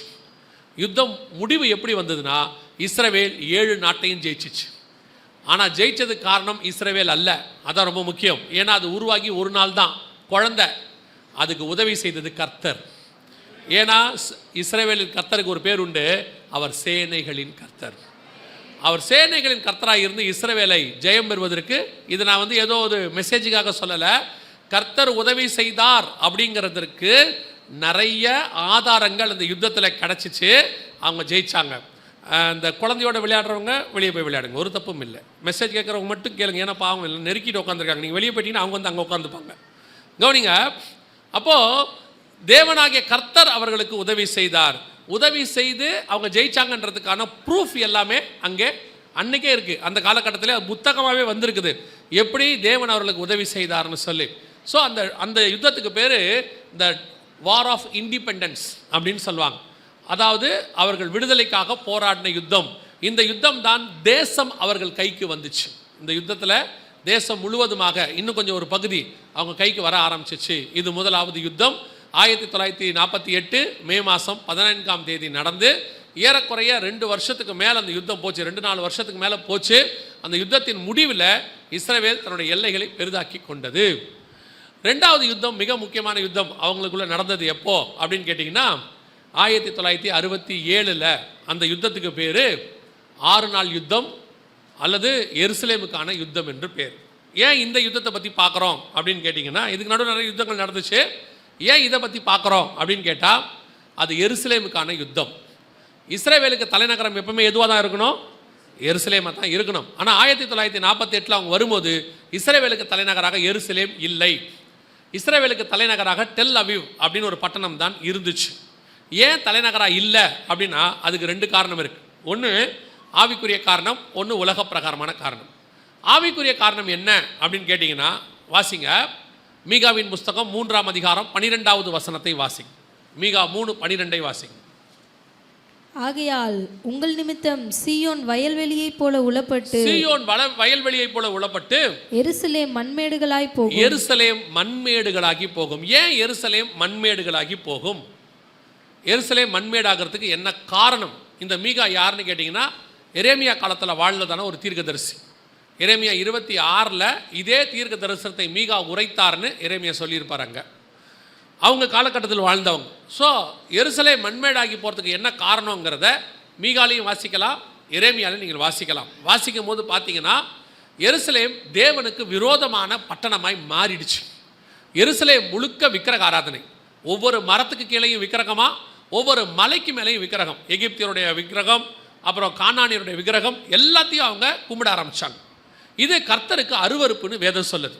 அதனுடைய விளைவு எருசலேமை கர்த்தர் கைவிட்டார். நல்லா தெரிஞ்சுக்கொள்ளுங்க, தேவன் அருவருக்கிற காரியத்தை ஒரு பட்டணம் செய்யும் போது அந்த பட்டணத்தை கர்த்தர் என்ன செய்வார்? கைவிடுவார். பல நேரத்தில் ஆண்டவர் கண்டும் காணாதவரை போல இருக்கிறாரு அப்படின்னு நீங்கள் நினைக்கிறீங்க. சில நேரத்தில் இப்போது ஆர்கியூ பண்ணுறவங்களாம் சொல்லுவாங்க, அந்த பட்டணம் அப்படி இருக்குது, அந்த தேசம் இப்படி இருக்குது. சில ஆட்கள் பாருங்கள், தேவனுக்கு விரோதமானவங்க நல்லா தெரியும், தேவ பிள்ளைகளுக்கு விரோதமாக அவங்க சட்டங்களை ஏற்றுவாங்கன்னு தெரியும். எத்தனையோ நாடுகள் அப்படி இருக்கு. இப்போது ரிச்சர்ட் உம்ரான் ஐயா காலத்தில் நீங்கள் பார்த்துருப்பீங்க, அல்லது பவுல் காலத்தில் பார்த்துருப்பீங்க. தேவ பிள்ளைகளுக்கு விரோதமாக, சபைக்கு விரோதமாக கவர்மெண்ட்டுகள் எழும்பிக்கிட்டே இருக்கும். ஆனால் அந்த கவர்மெண்ட் எல்லாம் பார்த்தீங்கன்னா 10 வருஷம் 20 வருஷம் 30 வருஷம் இருக்கும். நமக்கு என்ன ஆசையாக இருக்கும்? அந்த கவர்மெண்ட்டு உடனே போயிடணும், அந்த கவர்மெண்ட் உடனே போயிடணும். நம்மளும் ஜாப் பண்ணுறோம். ஜாப் பண்ண அந்த கவர்மெண்ட் போதா? பல நேரத்தில் என்ன செய்யல, அந்த கவர்மெண்ட்டு போக மாட்டேங்குது. நம்மால் தீர்க்க தரிசனம் வேறு உரைச்சி பார்க்குறாங்க, இதோட முடிஞ்சிடும்னு. போக மாட்டேங்குது. ஏன் போக மாட்டேங்குது அப்படின்னு கேட்டால், நமக்கு விரோதமாய் அவர்கள் எழும்பினார்கள் என்பது மாத்திரம் ஒரே காரணமாய் கர்த்தர் பார்க்கல.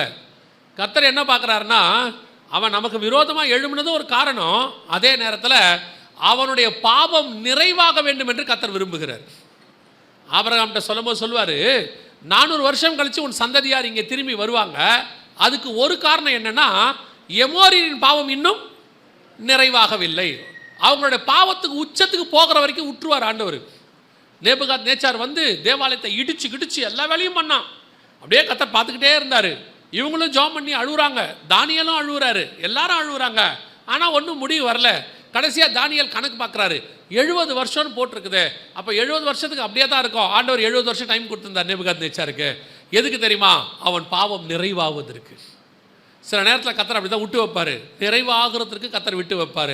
நாம் எதிர்பார்க்கக்கூடாது உடனே தேசத்தை அழிக்கணும், உடனே அப்படி செய்யணும், உடனே அந்த ஆட்சியை கவிழ்த்து போடணும், உடனே அவங்களுக்கு விரோதமாக எழும்பணும். அப்படி தான் எல்லாம் நினச்சாங்க. நேபுகாத்நேச்சாருக்கு விரோதமாக ஜெபம் பண்ணாங்க, ரோம சாம்ராஜ்யத்துக்கு விரோதமாக ஜெபம் பண்ணாங்க. பார்த்தீங்கன்னா ஆட்சிப்பாடு நடந்துக்கிட்டே இருந்துச்சு. டயக்லேஷன் காலத்துலலாம் ஒன்றும் நடக்கலை. ஏன் நடக்கலை? அதான் உண்மை, அவ்வளோதான். அவன் பாவம் நிறைவாகிற வரைக்கும் கர்த்தர் அவனை விட்டு வைப்பார். நம்முடைய காலங்கள் கர்த்தருடைய காலங்கள் அல்ல. அவர்கிட்ட ஒரு கணக்கு இருக்கு, அந்த கணக்கு வரைக்கும் விட்டு வைப்பார். அப்படித்தான் நேபுகாத்நேச்சாரையும் விட்டு வச்சார், அப்படித்தான் எமோரியரையும் விட்டு வச்சார், அப்படித்தான் ரோமர்களையும் விட்டு வச்சார், அப்படியே தான் இஸ்ரவேலையும் விட்டு வச்சார். எருசலேமையும் விக்கிரகாராதனை சாலமோன் காலத்துலேருந்து நடக்குது பயங்கரமாக. கர்த்தர் பார்த்துக்கிட்டே இருக்கிறார். எப்போ வரைக்கும்? மனாசே காலம் வரைக்கும் பார்க்குறாரு. அப்படியே மாறி மாறி நடந்துக்கிட்டே இருக்கு. சிதேக்கியா காலத்தில் ஆண்டவர் சொல்கிறாரு, தேசம் போயிடுன்னாரு. அவ்வளோதான், மண்மேடாக்கி போயிடுச்சு. கர்த்தர் உன்னுடைய கணக்கை வச்சுக்கிட்டே இருக்காரு. நீ பாவம் செய்ய செய்ய ஆண்டவர் தண்டனை கொடுக்கல, அமைதியாக இருக்கிறான்னு நினைக்காத. உனக்கு அந்த பொறுமையை கர்த்தர் நீங்கள் கிருபையாக நினைக்கணும். ஆண்டவர் ஒரு வாய்ப்பு கொடுத்துக்கிட்டே இருக்கிறாரு. ஆனால் நீங்கள் அந்த வாய்ப்பை தப்பாக பயன்படுத்தி அந்த பாவத்தை தொடர்ந்து செஞ்சுக்கிட்டே இருந்தீங்கன்னா அந்த பாவம் நிறைவாகும் போது கர்த்தர் அதுக்கான நியாய தீர்ப்பை கொண்டு வருவார். You must be very careful in that. ஆண்டவர் நீங்கள் பாவம் செய்யும்போது சும்மா இருக்கிறான்னு நினச்சிக்காதீங்க. நிறைய செய்யும் போது யாருக்கும் காட்டி கொடுக்காம இருக்கிறாரு. யாருக்கும் தெரியும். சிலராக சொல்லுவாங்க, யாருக்கும் தெரியாமல் 10 வருஷமாக மெயின்டைன் பண்ணுறேன். உனக்கு 10 வருஷம் காலத்துக்கு கர்த்தர் கொடுத்துருக்கிறான்னு அர்த்தம். காட்டி கொடுக்கணும்னு நினச்சாருன்னா காட்டி கொடுத்துருவாரு, ஒழிக்கணும்னு நினச்சான்னா கர்த்தர் ஒழிச்சிருவாரு. உனக்கு பொறுமையாக கர்த்தர் பேசிக்கிட்டு இருக்கிறாரு, மனம் திரும்பு மனம் திரும்புன்னு. சும்மா நீ ஏதோ ஆண்டவருக்கே தண்ணி காட்டுற மாதிரி பேசுவாங்க இவங்க. ஆண்டவருக்கே தெரியாமல் பாவம் செய்கிறாங்களாமா. கர்த்தர் சொல்வார், உன்னை ஒரு நாள் இருக்கு மகனேம்பார், அதுக்குள்ளே மனம் திரும்பிட்டா உனக்கு நல்லதும்பார். அப்படி தான் இஸ்ரவேலை விட்டு வச்சார், எருசலேமை அப்படியே பார்த்தாரு. ஒரு நாள் சிதேக்கியா காலத்தில் மொத்தத்தையும் மண்மேடாக்கி போட்டார். அன்றைக்கி எருசலேமுடைய நிலைமை இதுதான் சொல்கிறாங்க. இப்படி தான் எருசலேம் மாறிடுச்சு. அதாவது ஒருத்தர் புக்கை எழுதியிருக்கிறாரு, எருசலேமை சுற்றி பார்த்தவர் புக்கை எழுதியிருக்கிறாரு. எருசலேமில் ஒரு மரம் கூட இல்லாத காலம் இருந்துச்சாம். ஒரே ஒரு மரம் கூட கிடையாதாம். முழுக்க பாலைவனமாக இருந்துச்சாம். அந்த மலைகள் அத்தனையும் மொட்டையடிக்கப்பட்டிருந்துச்சாம். எல்லாத்தையும் க்ளோஸ் பண்ணிட்டாங்க. கர்த்தர் தேசத்தை இப்பவும் சொல்கிறேன், கர்த்தர் தேசத்தை கைவிட்டாரு, கதை முடிஞ்சு. தேசம் பாதுகாப்பாக இருக்கிறது கர்த்தர் கரத்தில் தான் இருக்கு. கர்த்தர் தேசத்தை பாதுகாப்பாக வைக்கிறது நம்மக்கிட்ட இருக்கு. நாம் எப்படி அவருக்கு உண்மையாக இருக்கிறோமோ அந்த அளவுக்கு அவர் நமக்கு உண்மையாக இருப்பார். நாம் அக்கிரமம் மிகுதி ஆகிட்டே இருந்துச்சு, உணர்த்திக்கிட்டே இருப்பார். ஒரு நாள் யாருக்கிட்டையாவது பிடிச்சி கொடுத்துருவார். அதான் நடக்கும். நாம் செய்யறதுக்கெல்லாம் அவர் உடனே தண்டனை கொடுக்கலன்னு ரொம்ப ஆடிடப்படாது. இன்றைக்கி இந்த கடைசி காலத்தில் நிறைய ஊழியக்காரங்க அப்படி தான் ரொம்ப ஆடிக்கிட்டு இருக்கிறாங்க. ஏன்னா ஆட்டத்துக்கு உடனே என்ன வரல, பழைய ஏற்பாடு மாதிரி அக்கினி இறங்கி பட்சித்தது, உடனே பொன் கண்ணுக்குட்டியே உடனே அந்த இடத்துல ஒரு வாதை வந்தது, அதெல்லாம் இப்போ வர்றதில்ல. இல்லை, அதனால் இவங்க என்ன நினச்சிக்கிட்டாங்க, ஓ நம்ம செய்யறதெல்லாம் சரி போல அப்படின்னு நினச்சிக்கிட்டாங்க. இல்லை, கர்த்தர் உனக்கு டைம் கொடுக்குறாரு, சரி பண்ணிக்கிட்டா நல்லது, இல்லைனா ஒரு நாள் மண்மேடாக்கி போடுவார். அதையும் கர்த்தர் அது கூட உன் நன்மைக்கு தான் செய்வார். எல்லாத்தையும் மண்மேடாக்கி போட்டு திருப்பி கர்த்தர் சொல்வார், எப்படி இருந்த நீ எப்படி ஆகிட்ட பற்றியான்னு கேட்பார். நீ வயல்வெளியை போல இருந்த வனாந்தரமாய் மாறிவிட்டாயும்பார். அப்படி தான் ஆயிடுச்சு எருசலேம். கர்த்தர் சொன்னபடி மாறிவிட்டது. இது ஸ்பிரிச்சுவல் காரணம். உலக பிரகாரமான எருசலேம் இப்படி ஆகிறதுக்கு ஏன் தலைநகராக மாறலை அப்படின்னு கேட்டிங்கன்னா, அது 3 முக்கியமான மதங்களுக்கு மைய இடமாக பார்க்கப்பட்டது. இன்னும் கொஞ்சம் பேர் சொல்கிறாங்க நிறைய மதங்கள் அங்கே தான் உருவாச்சுன்னு சொல்கிறாங்க. ஆனால் 3 முக்கியமான மதம், ஒன்று யூத மதம், இன்னொன்று இஸ்லாமிய மதம், 3வது கிறிஸ்தவம். இது 3மே அங்கேருந்து தான் வந்துச்சு அப்படின்னு ஒரு காரியம் சொல்லப்படுது. நல்லா கவனிச்சுக்கொள்ளுங்க. யூதர்களுக்கு அங்கேருந்து வந்தது, அதுக்கு காரணம் இருக்குது, நம்ம எல்லாருக்கும் தெரியும். இந்த எருசலேமை பற்றி நம்ம அத்தனை பேருக்கு தெரியும். இன்னும் உங்களுக்கு அடுத்த ஒரு ப்ரூஃப் ஒன்று சொல்லணும். என்னன்னு கேட்டால், இந்த எருசலேம் யாருக்கு சொந்தம்னு இப்போ ஒரு சண்டை ஒன்று போயிட்டு இருக்கு ஐநா சபையில். உங்களுக்கும் நிறைய பேர் என்ன சொல்கிறாங்க தெரியுமா, எருசலேமை 2ஆக பிரிச்சுருவோம், அதுக்கு பேர் 2 ஸ்டேட் சொல்யூஷன் அப்படின்னு அர்த்தம். ஐநா சபையில் தீர்மானம் இருக்குது, நான் அதை உங்களுக்கு காட்டுறேன். எருசலேமை 2ஆக பிரிச்சுருவோம், 2ஆக பிரிச்சுட்டா பிரச்சனையே ஓவருங்க, சண்டையே இருக்காது, பாலஸ்தீனத்துக்கு பாதி இஸ்ரேலுக்கு பாதியாக எருசலேமை 2ஆக பிரிச்சுருங்க, யாருக்கும் எந்த ப்ராப்ளமும் வராது அப்படின்னு சொல்கிறாங்க. சரி பிரிக்கலாமா அப்படின்னு கேட்டால் பைபிள் படி பிரிக்க முடியாது. ஆனால் இன்னொரு காரியமும் பார்க்கணும். சாலமோன்ட்ட 2 பெண்கள் வந்து ஒரு குழந்தைய எடுத்துகிட்டு வந்தாங்க. அந்த சம்பவம் ஞாபகம் இருக்குது தானே உங்களுக்கு? ஞாபகம் இருக்குதுல்ல? அப்படி இருக்கும்போது அந்த பிள்ளையை பெற்ற தாய் சொன்னா இது ஏன் குழந்தைன்னு. இன்னொருத்தம்மா சொல்லிச்சு இது ஏன் குழந்தைன்னு.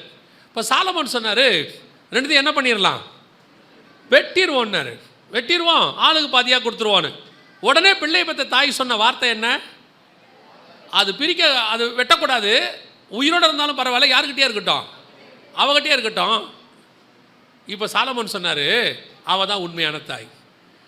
எவன் தன்னுடையதை வெட்டினாலும் பரவாயில்ல நினைக்கிறானோ அவன் அதுக்கு உரியவனாக இருக்க மாட்டான்.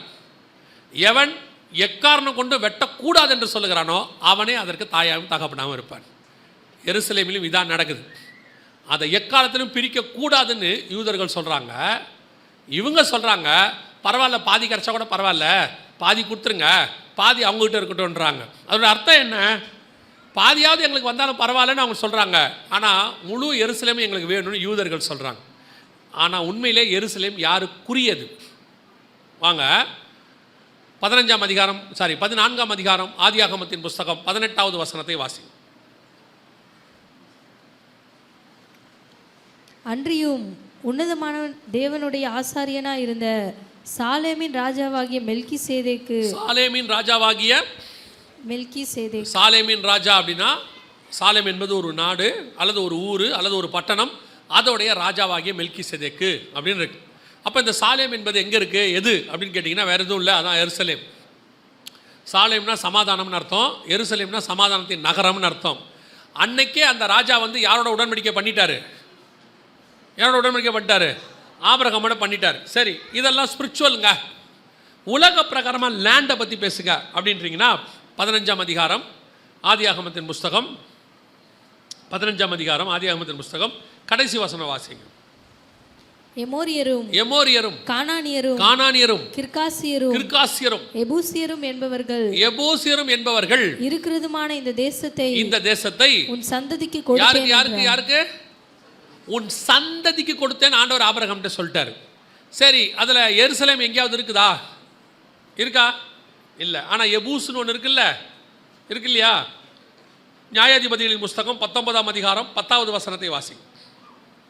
நியாயாதிபதிகள் 19:10 வாசிங்க. அந்த மனுஷனோ ராத்திரிக்கு இருக்க மனதில்லாமல் 2 கழுதைகள் மேலும் சேணம் வைத்து தன் மறுமனையாட்டியை கூட்டிக் கொண்டு எழுந்து புறப்பட்டு எருசலேம் ஆகிய எபூசுக்கு நேராக வந்தான். எபூசுனா என்ன அர்த்தம்? எருசலேம்னு அர்த்தம். எருசலேமுக்கு இன்னொரு பேர் தான் என்னது? எபூசு. அப்போ இந்த ஆபிரகாம்கிட்ட கொடுக்கும்போது எந்தெந்த இடத்த சேர்த்து கொடுக்கும்போது ஒரு இடத்துல இன்னொரு பேர் இருக்குது, அது என்னது? எருசலேமையும் கர்த்தர் என்னைக்கு கொடுத்துட்டாரு?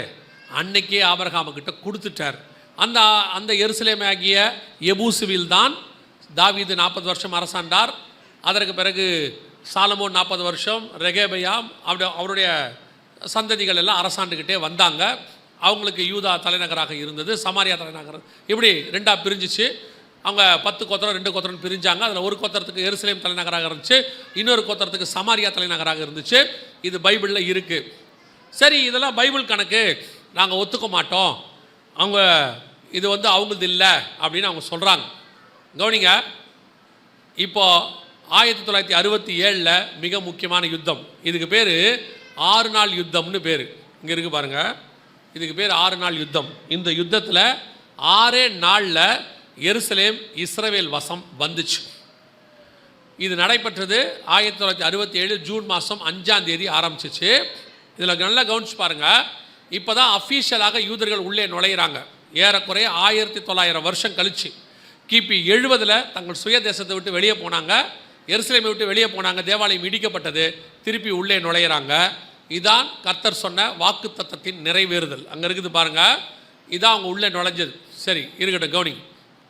இவங்க திரும்பி வருவாங்கன்னு சொல்லி ஆண்டவர் ஏற்கனவே வாக்கு பண்ணிட்டார். அவர் தான் மண்மேடாக்கி போடுவேன்னு சொன்னார், அவரே தான் வாக்கு பண்ணார். சகரியாவின் புஸ்தகம் 12ஆம் அதிகாரம் 6வது வசனம். எல்லாருமே அந்த சகரியா புஸ்தகம் 12ஆம் அதிகாரத்தை எடுத்து 1 முதல் 6 வசனத்தை மார்க் பண்ணி வச்சுக்கோங்க. அது 2018 2024 நடக்கிற சம்பவம் அதில் இருக்குது. தீர்க்க தரிசனம் உரைக்கப்பட்டது. சகரியா 12 1 முதல் 6. அதில் சகரியா 12 6 வாசிங்க. அந்நாளிலே யூதாவின் தலைவரை விறகுகளுக்குள்ளே எரிகிற அக்கினி அடுப்புக்கும் வைக்கோல் கட்டுகளுக்குள்ளே எரிகிற தீவட்டிக்கும் ஒப்பாக்குவேன். அவர்கள் வலதுபுறமும் இடதுபுறமுமாக புறப்பட்டு சுற்றிலும் இருக்கிற எல்லா ஜனங்களையும் பட்சிப்பார்கள்.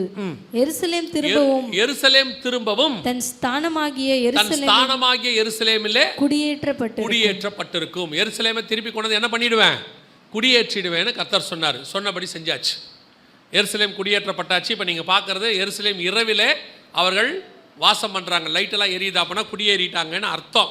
கர்த்தர் சொன்னபடி 1900 வருஷம் கழிச்சு எருசலேம் அவர்கள் வசம் வந்து விட்டது. அவர்கள் குடியேறியாச்சு. இப்போ நாம் என்ன சொல்ல வரோம்? எருசலேம் கர்த்தர் சொன்னபடி வந்தாச்சு. ஆனால் அந்த இடத்துல ஒரு வார்த்தையை ஆண்டவர் சொல்கிறாரு, எருசலேம் திரும்பவும் தன் ஸ்தானமாகிய எருசலேமிலே குடியேற்றப்பட்டிருக்கும் அப்படின்னு சொன்னார். இப்போது 6 நாள் யுத்தத்தில் அது அவங்கக்கிட்ட வந்துருச்சு. சகரியா 12:6 நிறைவேறிடுச்சு. ஆனால் அதில் திரும்பவும் தன் ஸ்தானமாகிய எருசலேம்லேன்னு இருக்குது பார்த்தீங்களா? அதோட அர்த்தம் என்னென்னா, எருசலேமுக்கு ஒரு ஸ்தானம் உண்டு. என்ன ஸ்தானம்னு கேட்டிங்கன்னா, அது மகாராஜாவின் நகரம், அது இஸ்ரவேலுக்கு தலைநகரம். எப்போவுமே அதுதான் இஸ்ரவேலுக்கு என்னவா இருக்குது? தலைநகராக இருக்கே. ஸோ இஸ்ரவேலுக்கு அது தலைநகராக மாறணும். நான் ஏற்கனவே சொன்னேன், 1948 அது தலைநகராக மாறவே இல்லை. 1967 அது தலைநகராக மாறவே இல்லை. ஏன்னா தெல் அவீவ் அப்படின்னு ஒரு பட்டணம் இருந்துச்சு. கர்த்தருடைய நேரம் டைம் வரல. கர்த்தர் சொன்ன நாள் வருஷம் வந்தால் தான் தலைநகரம் மாறும். கர்த்தர் சொன்னபடி துல்லியமாக அந்த நேரம் வந்துச்சு. சரியாக இஸ்ரவேல் தேசம் உருவாகி 70வது வருஷம், கரெக்டாக எருசலேம் அவங்க கைக்கு வந்து 50வது வருஷம், கர்த்தர் சொன்னபடி திரும்பவும் அதே ஸ்தானத்துக்கு எருசலேம் குடியேற்றப்பட்டு விட்டது. எருசலேம் இஸ்ரவேலுடைய தலைநகராக மாறிவிட்டது. கர்த்தர் சொன்ன தீர்க்க தரிசனம் துல்லியமாக நடந்துடுச்சு. ஆண்டவர் சொன்னபடி இந்த நூற்றாண்டில் நான் சொல்கிறேன், இந்த 2000 வருஷத்தில் எத்தனையோ தீர்க்க தரிசனங்கள் துல்லியமாக நிறைவேறி இருக்குது. அதில் நம்ம காலத்தில் நம்ம கண்ணுக்கு முன்னாடி நிறைவேறின மிகப்பெரிய தீர்க்க தரிசனத்தின் ஒன்று எருசலேம் இஸ்ரவேலுக்கு தலைநகராக மாறியது. அல்லேலூயா. நம்ம சொல்கிறோம்ல, இதெல்லாம் நடக்குமா நடக்காதா? நல்லா கவனிங்க. கிட்டத்தட்ட இஸ்ரவேல் விடுதலையாகி 70 வருஷம் ஆச்சு. ஆனால் எருசலேமை தலைநகராக மாற்றவே அவங்களால முடியலை. அவங்கக்கிட்ட எருசலேம் வந்து 50 வருஷம் ஆச்சு. அவங்களால தலைநகராக மாற்றவும் முடியலை. அவ்வளோ தூரம் உலக நாடுகள் ப்ரெஷர். அந்த 12ஆம் அதிகாரம் 3-4 வசனங்கள் வாசிங்க. சகரியா 12:3-4. அந்நாளிலே நான் எருசலேமை சகல ஜனங்களுக்கும் பாரமான கல்லாக்குவேன். நல்லா கவனிங்க. எருசலேமை தலைநகரா மாத்தணும்னு சொன்னா உலகமே ஒண்ணு கூடிடும். கூடாதுன்னு சொல்லிடும். கூடாது, நோ சான்ஸ் அப்படின்றவாங்க. ஆனா கர்த்தர் என்ன சொல்றாரு? வாசிங்க தொடர்ந்து. அதை கிளப்புகிற யாவரும் சிதைக்கப்படுவார்கள், பூமியில் உள்ள ஜாதிகள் எல்லாம் அதற்கு விரோதமாய் கூடிக்கொள்வார்கள். என்னாச்சு தெரியுமா? 2018 திடீர்னு ஆண்டவர் அமெரிக்காவுக்கு ஜனாதிபதியாக ட்ரம்ப்பை கூட்டிகிட்டு வந்தார். ட்ரம்ப் ஜனாதிபதி ஆகிறதுக்கு வாய்ப்பே இல்லாத ஒரு மனுஷன். ஏன்னா அவர் ஒரு பிஸ்னஸ் மேன். அவர் ஏற்று நின்றவங்களாம் பொலிட்டிஷியன். அவங்க எல்லாருக்கும் பயங்கர எக்ஸ்பீரியன்ஸ். இவருக்கு எந்த எக்ஸ்பீரியன்ஸுமே கிடையாது. இவர் வந்து நிற்கிறார். எல்லாரும் இவர் தோற்றுருவாருன்னு சொன்னாங்க. பார்த்தா ஜெயிச்சிட்டாரு. இவர் ஏன் ஜெயிச்சாரு, எப்படி ஜெயிச்சாருன்னு யாருக்குமே தெரில. ஆனால் ஜெயிச்சிட்டார். ஜெயித்த உடனே ட்ரம்ப் பண்ண முதல் வேலை என்ன தெரியுமா? 2018 அவர் என்ன 17 ஜெயிச்சார் நவம்பரில். 2020 தான் அவர் ஜனாதிபதியாக பதவி ஏற்றார் ஜனவரி மாதம். அந்த ஆகஸ்ட் மாதத்துக்குள்ளே அவர் என்ன பண்ணிட்டார்? பிப்ரவரி மாதத்துலேயே எருசலேமை தலைநகராக அனௌன்ஸ் பண்ணிட்டார். கர்த்தர் சொன்னபடி ஒரு மனுஷனை எழுப்பினார். கோரேசை எழுப்பி தேவாலயம் கட்டினது போல, அர்தசாஷ்டா மன்னனை வச்சு அலங்கத்தை கட்டினது போல கர்த்தர் ட்ரம்பை வச்சு எருசலேமை தலைநகராக மாற்றிவிட்டார். அல்லேலூயா. இந்த காலகட்டத்தில் இவ்வளோ சேட்டிலைட் காலகட்டம், மாடர்ன் ஏஜ், இந்த காலகட்டத்தில் எதுவும் நடக்காது, கடவுள் இல்லை, பைபிள் இல்லை, அதெல்லாம் சும்மா இவ்வளோ சொல்கிறாங்க. கர்த்தருடைய வார்த்தையின் எழுத்தாகிலும் எழுத்தின் உறுப்பாகிலும் ஒழிந்து போகாது. கர்த்தர் சொன்ன வார்த்தை 100% ஆம் என்றும் ஆமேன் என்றும் நடக்கும். சொன்ன கர்த்தர் நம்முடைய தேவன் அப்படிப்பட்டதான ஒரு தேவன். சொன்ன மாதிரியே செஞ்சார் பாருங்க. எத்தனை வருஷம் கழிச்சு. அப்படி செய்யறதுக்கு நம்ம தேவனை தவிர வேற யாராலையும் முடியவே முடியாது. அவர் எவ்வளோ அழகாக நடத்தியிருக்கிறார் பாருங்க. இந்த காலகட்டத்தில் எருசலேமை தலைநகராக மாற்றுறதுக்கு வாய்ப்பே கிடையாது. ஏன்னு சொன்னால் உலக நாடுகள் அத்தனையும் அங்கே சொல்கிறாங்கல்ல 4வது வசனத்தில், பூமியின் ஜனங்களெல்லாம் ஏகமாய் அதற்கு விரோதமாய் கூடிக்கொண்டார்கள் இருக்குல்ல. இங்கே பாருங்கள் எவ்வளோ பேர் அது அகைன்ஸ்ட் ஆகிட்டாங்கன்னு பாருங்கள். இது அன்றைக்கி உள்ளதான பேப்பரில் வந்த செய்தி. அரபு நாடுகள், யூரோப்பியன் யூனியன் அவங்களுக்கு அகைன்ஸ்டாக எல்லா நாடும் சேர்ந்துக்குச்சு. எவ்வளோ நாடுன்னு கேட்டிங்கன்னா ஏறக்குறைய 128 நாடுகள் இந்த ட்ரம்ப்புக்கு அகைன்ஸ்டா இஸ்ரேவேலுக்கு தலைநகராக எருசலேமை மாற்றக்கூடாது அப்படின்னு சொல்லி ட்ரம்ப்புக்கு அகைன்ஸ்டா 128 நாடு ஓட்டு போட்டுச்சு. ஆதரவாக போட்டது என்னமோ 8-9 நாடு தான். ஆனால் எல்லாத்தையும் தாண்டி ட்ரம்ப் வீட்டோ பவரை பயன்படுத்தி இஸ்ரேவேலுக்கு தலைநகராக எருசலேமை கொண்டு வந்து நிறுத்தியாச்சு. கர்த்தர் சொன்ன தீர்க்க தரிசனம் துல்லியமாக என்ன செஞ்சிருச்சு? நிறைவேறி விட்டது. நான் இதை வைத்து உங்களுக்கு ஒன்று சொல்லுகிறேன்.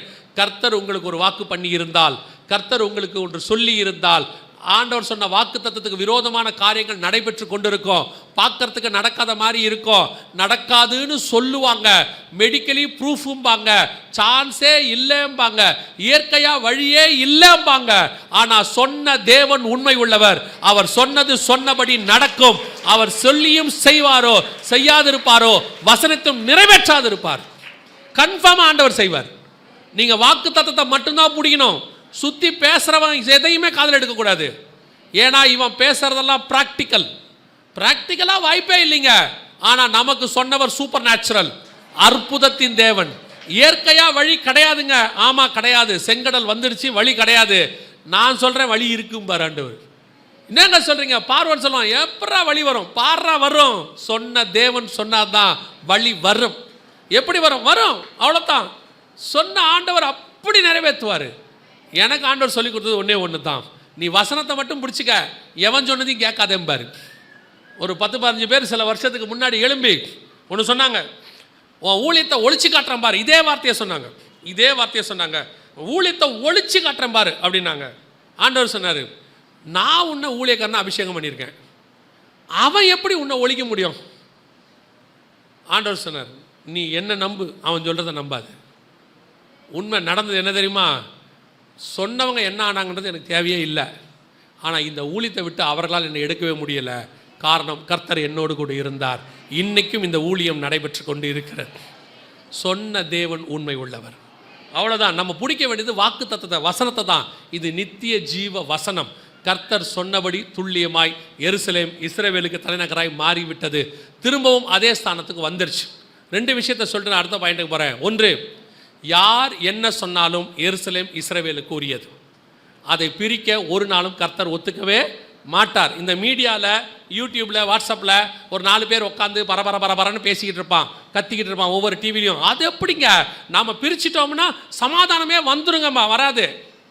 வரவே வராது. அவன் சொல்கிறதெல்லாம் சும்மா. 2வது உங்களுக்கு சொல்கிறேன், இந்த சம்பவங்களை செய்த ஆண்டவர் சொன்ன காரியம் நிறைவேறினால் அவர் சொன்ன எல்லா விஷயங்களும் நடக்கும். அல்லேலூயா.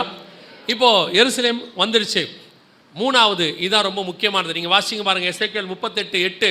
அதை இன்னொரு தடவை வாசிங்க பார்ப்போம். எசேக்கியேல் 38:8 இன்னொரு தடவை வாசிங்க. அநேக நாட்களுக்கு பிற்பாடு, அதில் ஒரு முக்கியமான வார்த்தை இருக்குது, நல்லா கவனிங்க, வாசிங்க. அநேக நாட்களுக்கு பிற்பாடு நீ விசாரிக்கப்படுவாய், பட்டயத்துக்கு நீங்களாகி பற்பல ஜனங்களிலிருந்து சேர்த்து கொள்ளப்பட்டு வந்தவர்களின் தேசத்தில் கடைசி வருஷங்களிலே வருவாய். நெடுநாள் பாழாய் கிடந்து பிற்பாடு ஜாதிகளிலிருந்து கொண்டு வரப்பட்டவர்கள் எல்லாரும் சுகத்தோட குடியிருக்கும் இஸ்ரவேலின் மலைகளுக்கு விரோதமாய் வருவாய். எதுக்கு விரோதமாய் வருவாய்? பர்டிகுலரா எதுக்கு விரோதமாய்?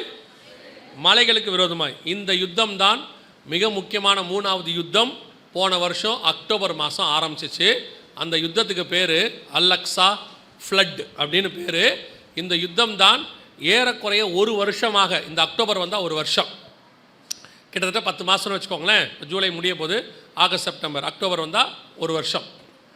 கிட்டத்தட்ட 1 வருஷமாக 10 மாதமாக இந்த யுத்தம் நடக்குது. இந்த யுத்தம் எதுக்காக நடக்குது, எந்த இடத்துக்காக நடக்குது அப்படின்னு கேட்டிங்கன்னா கவனிங்க, இந்த இடத்துக்காக தான் அது நடக்குது. இந்த இடத்துக்கு பேர் டெம்பிள் மவுண்ட். டெம்பிள் மவுண்ட் அப்படின்னா என்னங்க, இங்கே என்னங்க இருக்குது, இந்த இடத்துக்கு ஏன் இப்படி சண்டை போடுறாங்க? எருசலேமில் இல்லை, எருசலேமில் இந்த இடத்துக்கு தான் இப்போ சண்டை ஆரம்பிச்சிருக்கு. எருசலேமுக்கு சண்டை போடல. இப்போ எதுக்கு போடுறாங்க? எருசலேமில் இருக்கிற இந்த இடத்துக்கு அல்-அக்ஸா ஃப்ளட். இந்த சும்மா இந்த வீடியோவில் பாருங்கள், அது என்ன கீழே என்ன போட்டிருக்கு பார்த்தீங்களா? என்ன போட்டிருக்குது? Operation Al-Aqsa flood. பர்டிகுலராக இந்த இடத்துக்காக தான் சண்டை நடக்குது. சரி, இந்த இடம் என்ன இம்பார்ட்டன்ட், என்ன இடம் அப்படின்னு கேட்டிங்கன்னா, இது எருசலேம் தேவாலயம் இருந்த இடம். எருசலேம் தேவாலயம். இந்த எருசலேம் தேவாலயத்தை பற்றின சரித்திரம் நம்ம பைபிளில் உள்ளவங்களுக்கு, பைபிளில் உள்ளதே நிறைய பேருக்கு சில விஷயங்கள் தெரியாது. இது என்ன இடம், எவ்வளோ முக்கியம், இது யாருக்குரியது, இந்த இடத்த எங்களுக்கு கொடுங்க அப்படின்னு ஹமாஸ்காரங்க சண்டை போட்டாங்க. அதான் அக்டோபர் 7 யுத்தம் ஆரம்பிச்சிச்சு. இந்த இடத்த நாங்கள் எடுத்துக்க போகிறோம் அப்படின்னாங்க. இந்த இடத்த கொடுக்கவே முடியாதுன்னு யூதன் சொல்கிறான். சரி, இது என்ன இடம், இது என்ன இம்பார்ட்டன்ஸ் அப்படின்னு கேட்டிங்கன்னா, 22ஆம் அதிகாரத்தில் ஆதியாகமத்தில் 3வது வசனத்தில் ஆபிரகாம் அதிகாலையில் எழுந்து, வாசிங்க. ஆபிரகாம் அதிகாலையில் எழுந்து தன் கழுதையின் மேல் சேணம் கட்டி தன் வேலைக்காரரில் 2 பேரையும் தன் குமாரன் ஈசாக்கையும் கூட்டிக் கொண்டு தகன பலிக்கு கட்டைகளையும் பிளந்து கொண்டு தேவன் தனக்கு குறித்த இடத்திற்கு புறப்பட்டு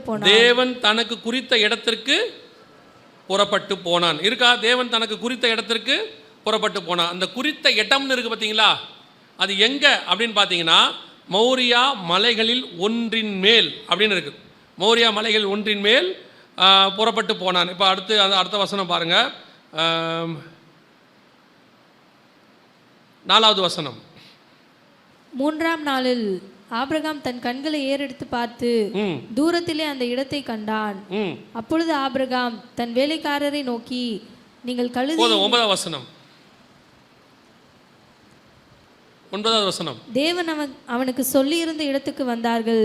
அங்கே ஆபிரகாம் ஒரு பலிபீடத்தை உண்டாக்கி, கர்த்தர் ஏற்கனவே ஈசாக்கு பலியிடுவதற்கான ஒரு இடத்தை ஃபிக்ஸ் பண்ணிட்டார் மோரியா மலையில.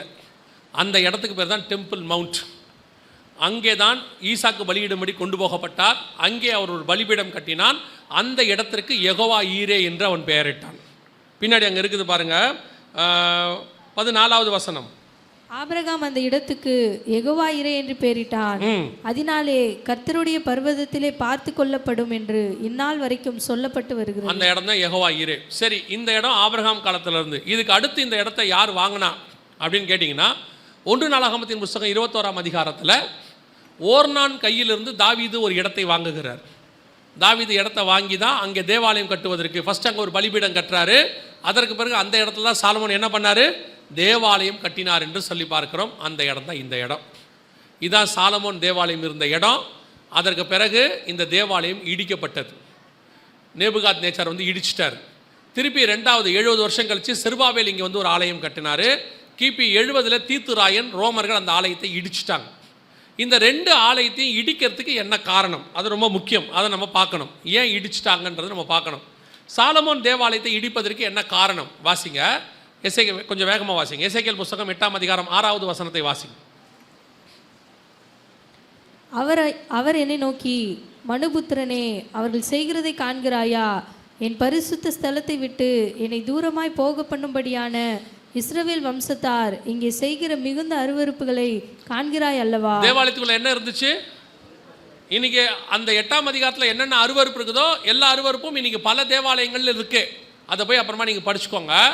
அருவருப்பு ஆலயத்துக்குள்ளே வரும்போது கர்த்தர் ஆலயத்தை என்ன பண்ணுவார், இடிச்சு போடுவார். இன்றைக்கும் உலகம் முழுக்க அருவருப்பு ஆலயத்துக்குள்ளே வந்துருச்சு. ஓரின சேர்க்கை, ஆணுக்கு ஆணுக்கு கல்யாணம், பெண்ணுக்கு கல்யாணம், அப்புறம் ஒருத்தருக்கு 2 கல்யாணம், இன்னொருத்தருக்கு 3 கல்யாணம், இந்த அம்மாவுக்கு அது 2வது கல்யாணம், அவருக்கு இது 3வது கல்யாணம், சபைக்குள்ளேயே டிவோர்ஸு, எல்லாம் மண்ணாங்க டீம் இருக்குல்ல, இதுக்கு பேர் தான் அருவருப்பு. சபைக்குள்ள அதுக்கு பேர் என்னது, அருவருப்பு. இந்த அருவருப்பு சபைக்குள்ளே என்ன செய்யக்கூடாது, வரக்கூடாது. இன்னைக்கு சபை மிக மோசமான இடத்துக்கு, அருவருப்பான இடத்துக்கு போயிருச்சு. இன்னைக்கு சினிமாக்காரர்கள், அரசியல்வாதிகள் பண்ணுற அரசியலை விட மோசமான அரசியல் சபைக்குள்ளே இருக்கு. சினிமாக்காரன் ஆடுற ஆட்டத்தை விட மோசமான ஆட்டம் சபைக்குள்ளே இருக்கு. இன்னைக்கு உலகத்துக்கும் இங்கே எந்த வித்தியாசமும் இல்லை. நான் இன்னும் சினிமாவை தாண்டி சொல்கிறேன், குடிகாரர்கள் ஆடுற ஆட்டத்தை சபைக்குள்ளே ஆடுறான். இன்னைக்கு குடிகாரனை போல ஆடுறான். அதையும் ஒரு கூட்டம் ரசிக்குது. கர்த்தர் கண்டும் காணாதவரை போல இருக்கிற தேவன் அல்ல. ஆண்டவர் சொல்றாரு, என் பரிசுத்த ஸ்தலத்தை விட்டு நான் தூரமாக போயிட்டேன்.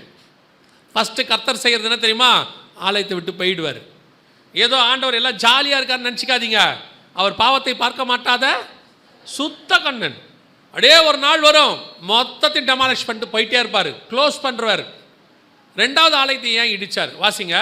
மத்தேயு எழுதின சுவிசேஷம் 21ஆம் அதிகாரம் 12வது வசனத்தை வாசிங்க. இயேசு தேவாலயத்தில் பிரவேசித்து ஆலயத்திலே விற்கிறவர்களும் கொள்ளுகிறவர்களும் ஆகிய யாவரையும் வெளியே துரத்தி காசுக்காரருடைய பலகைகளையும் புறா விற்கிறவர்களின் ஆசனங்களையும் கவிழ்த்து, என்னுடைய வீடு ஜெப வீடு என்னப்படும் என்று எழுதியிருக்கிறது, நீங்களோ அதை கல்லர் குகையாக்கினீர்கள் என்றார். பிசினஸ் சென்டரா மாத்திட்டானா. சர்ச் என்னவா மாறிடுச்சு, பிசினஸ் சென்டர். இன்னைக்கு நிறைய சர்ச் இல்லை, பெரும்பான்மையான சர்ச் பிசினஸ் சென்டர் தான். கொஞ்சம் சபைகள் தான் இன்னும் கிறிஸ்துவுக்குள்ளே ஆவிக்குள்ளே கரெக்டாக இருக்கு. நிறைய சென்டர் வியாபார ஸ்தலம் தான், வியாபாரம் இல்லாத சர்ச்சே இல்லைங்கிற அளவுக்கு போயிட்டே இருக்கு. ஏதோ ஒன்று வியாபாரம் பண்ணுறான், அதை ஏதாவது ஒரு பேரில் வியாபாரம் பண்ணுறான். இப்போ அவன் ஏன் புறாவை விற்றான்? ஆலயத்துக்குள்ள பலி செலுத்துறதுக்கு விற்றான். பலி எங்கே செலுத்துவாங்க? ஆலயத்தில் செலுத்துவாங்க. அப்போ ஆலயத்தில் பலி செலுத்துறதுக்கு புறாவை அங்கே பக்கத்திலே விற்கிறது சரியா தப்பா? அவன் ஒருத்தன் பலி செலுத்த வரான், அவன் புறாவை பலி செலுத்த வரான். அப்போ புறாவை பலி செலுத்த வரவனுக்கு புறா தேவைப்படுது.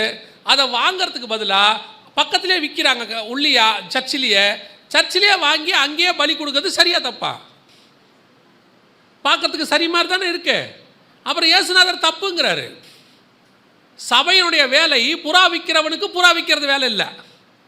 சபையினுடைய வேலை உள்ளுக்குள்ளே என்ன விற்கக்கூடாது? புறா விற்கிறவங்கிட்ட போய் நீ வாங்கிக்க, அதை வெளியே விற்றுக்க. சபையுடைய வேலை பிஸ்னஸ் இல்லை. சபையினுடைய வேலை ஆவிக்குரிய விதத்தில் கான்சன்ட்ரேட் பண்ணுவது, வியாபாரத்தில் கான்சன்ட்ரேட் பண்ணுறது இல்லை. இப்போ சபைக்குள்ளே என்ன பண்ணுவீங்க? கடை கட்டி விடுவீங்க. சபைக்குள்ளே என்ன பண்ணுவீங்க? வியாபாரம் பண்ணுவீங்க. எங்க பைபிள் இல்லாதவங்களுக்கு பைபிள் விற்கிறோம், தப்பா? தப்பு. அவன் பைபிளை போய் பைபிள் விற்கிற இடத்துல வாங்க சொல்லுங்க. இங்கே வந்து கேட்குறான், பைபிள் என்ன விலை? 200 ரூபா. என்னங்க சொல்கிறீங்க? வெளியே 180. அது கொரியன் பேப்பர், இது சொரியன் பேப்பர். சர்ச்சுக்குள்ளே நடந்துக்கிட்டு இருக்கு வியாபாரம். இங்கே ஆராதனை போய்கிட்டு இருக்கு, அங்கே வடை விற்றுக்கிட்டு இருக்கு. கேட்டால் பில்டிங் ஃபண்டு. ஆலயத்தை கட்டுகிறதற்கு கர்த்தருக்கு தெரியும். அவர் கை குறுகி போகவில்லை. நமக்கு தான் விலைவாசி ஏறி இருக்கு, பரலோகத்துக்கு விலைவாசி ஏறவே இல்லை. ஏன்னா நமக்கு இந்த ஆட்சி மாற மாற விலைவாசி ஏறும்.